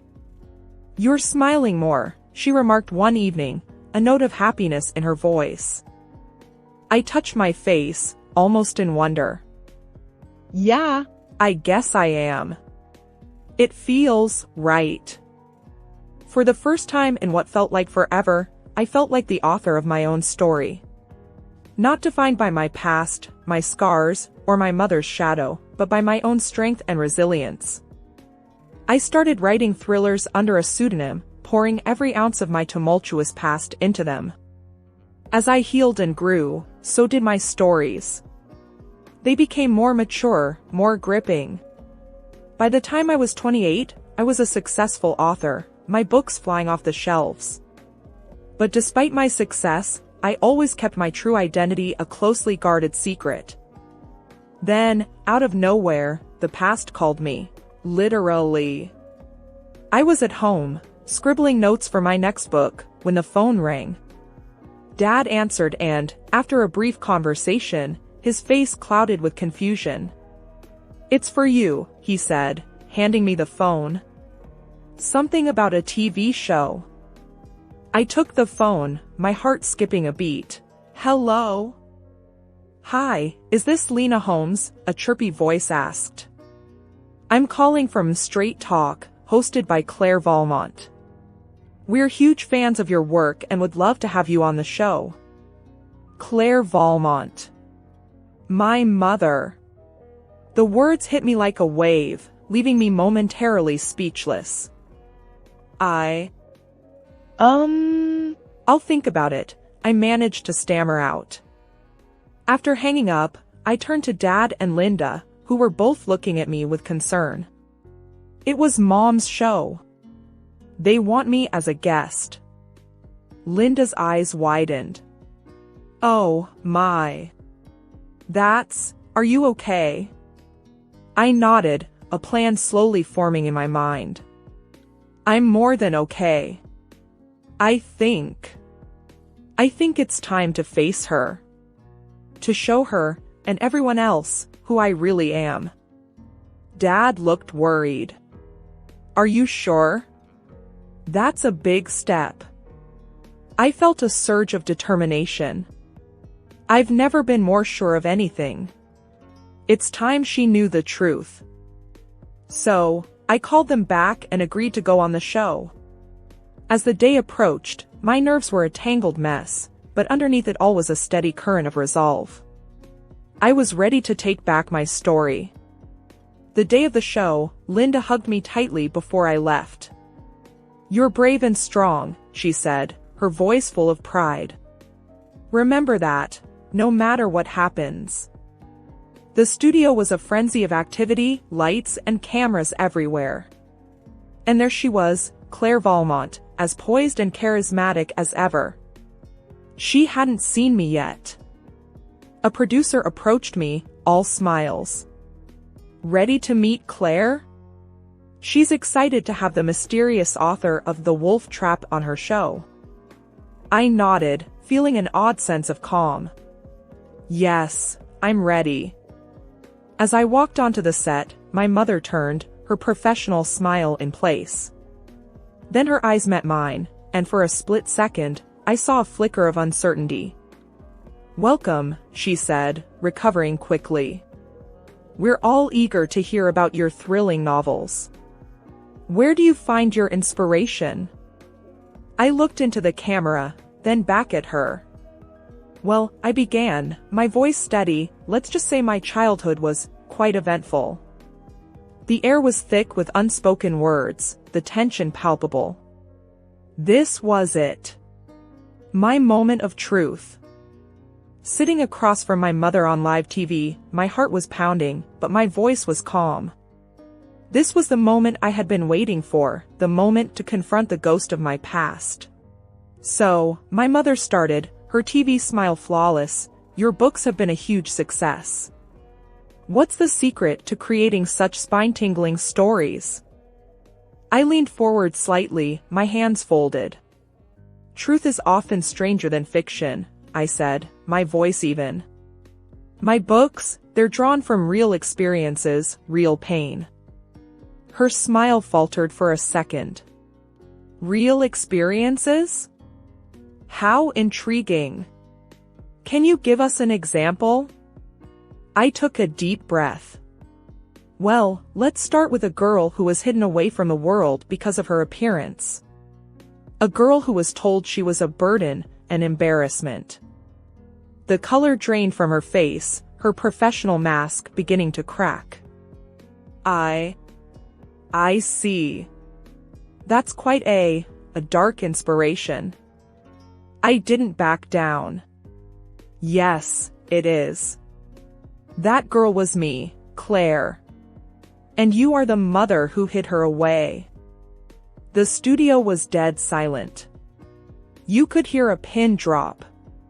My mother's face was a picture of shock and disbelief. What are you saying? She stammered. Do you know who I am? I know exactly who you are, I replied firmly. You're Claire Valmont, the woman who told the world her daughter was dying, just to gain sympathy. The woman who locked her daughter away because she couldn't bear the thought of having a child that wasn't perfect. Her mouth opened and closed, but no words came out. She looked around, as if seeking an escape. The producer tried to intervene. I think there's been a misunderstanding. No, I cut in, turning to the camera. There's no misunderstanding. For years, I lived in a shadow, hidden away, my very existence denied. But not anymore.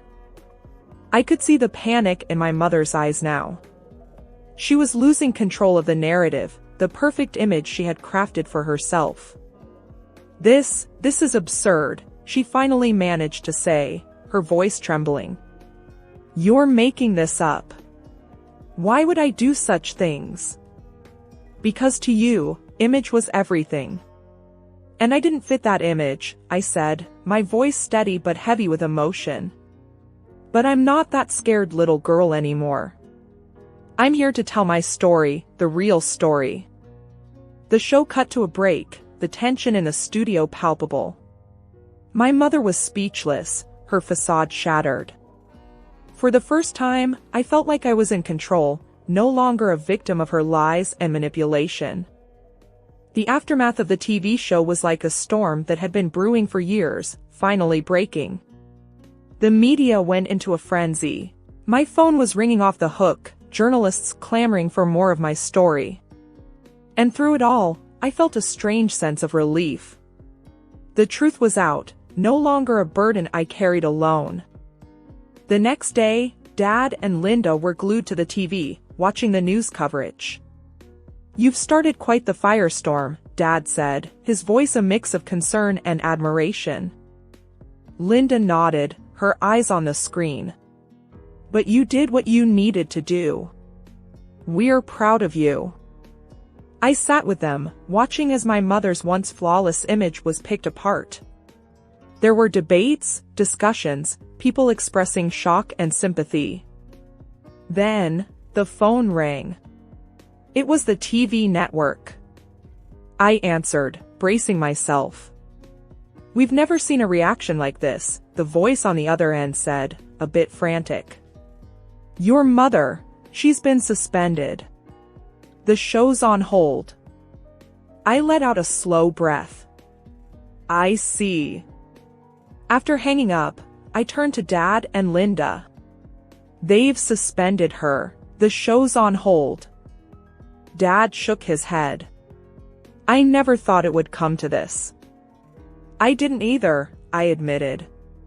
"But maybe now she'll understand the impact of her actions." The days that followed were a whirlwind. My story was everywhere. People were talking, not just about the scandal, but about my books, my journey. I was invited to interviews, podcasts, book signings. It was overwhelming, but in a good way.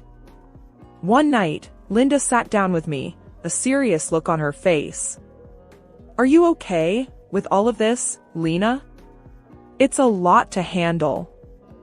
I thought about it. I am. It's like I've finally taken control of my own narrative. And maybe, just maybe, it'll help someone else out there who's going through their own struggle. As the dust settled, my mother's career took a hit. She became reclusive, shying away from the public eye. It wasn't my intention to ruin her, but I couldn't help but feel a sense of justice. Dad hugged me one evening, a bit of sadness in his eyes. "You did what you had to do. And we're here for you, no matter what." "Yeah," I said, feeling a sense of closure. It's time to move forward, to keep writing my story, but on my own terms. After the whirlwind of the confrontation and its fallout, life started to settle into a new kind of normal. I was busier than ever, with book signings and interviews, but there was a sense of peace within me that I had never felt before. I was no longer hiding, no longer a secret. One evening, I was sitting on the porch with Dad and Linda, the sun setting in a blaze of colors. Dad broke the silence. "You know, Lena, I never imagined things turning out this way. But I'm glad they did. You've come so far." Linda nodded, taking my hand. "You're an inspiration, not just to us, but to so many out there." I smiled, feeling a warm glow in my heart. "Thanks. It feels good to finally be myself, to not be afraid of the truth." We talked about the future, about my next book. I was already working on it, pouring my newfound sense of self into the pages. It was more than just a thriller, it was a story of triumph, of overcoming the odds. The next day, I met with my editor, a no-nonsense woman who had always believed in me. "Your story, it's powerful," she said, her eyes scanning the manuscript. "It's going to resonate with a lot of people." I felt a surge of pride. I hope so. It's the most honest thing I've ever written. As the days passed, I found a new rhythm, a balance between my public persona and my personal life. I was still writing, still sharing my story, but I also took time for myself, for Dad and Linda, for the life we had built together. One afternoon, I sat down to write in my journal, a habit I had maintained since I was a child. It was a moment of reflection, of looking back and looking forward. I wrote about the journey, about the pain and the triumph, about the love and support I had found. I closed the journal, feeling a sense of contentment. My past was a part of me, but it didn't define me. I was more than the girl in the mask, more than the daughter of Claire Valmont. I was a writer, a survivor, a woman who had found her voice. As I looked out the window, I realized that this was just the beginning. There were more stories to tell, more chapters to write in my life. And I was ready for whatever came next.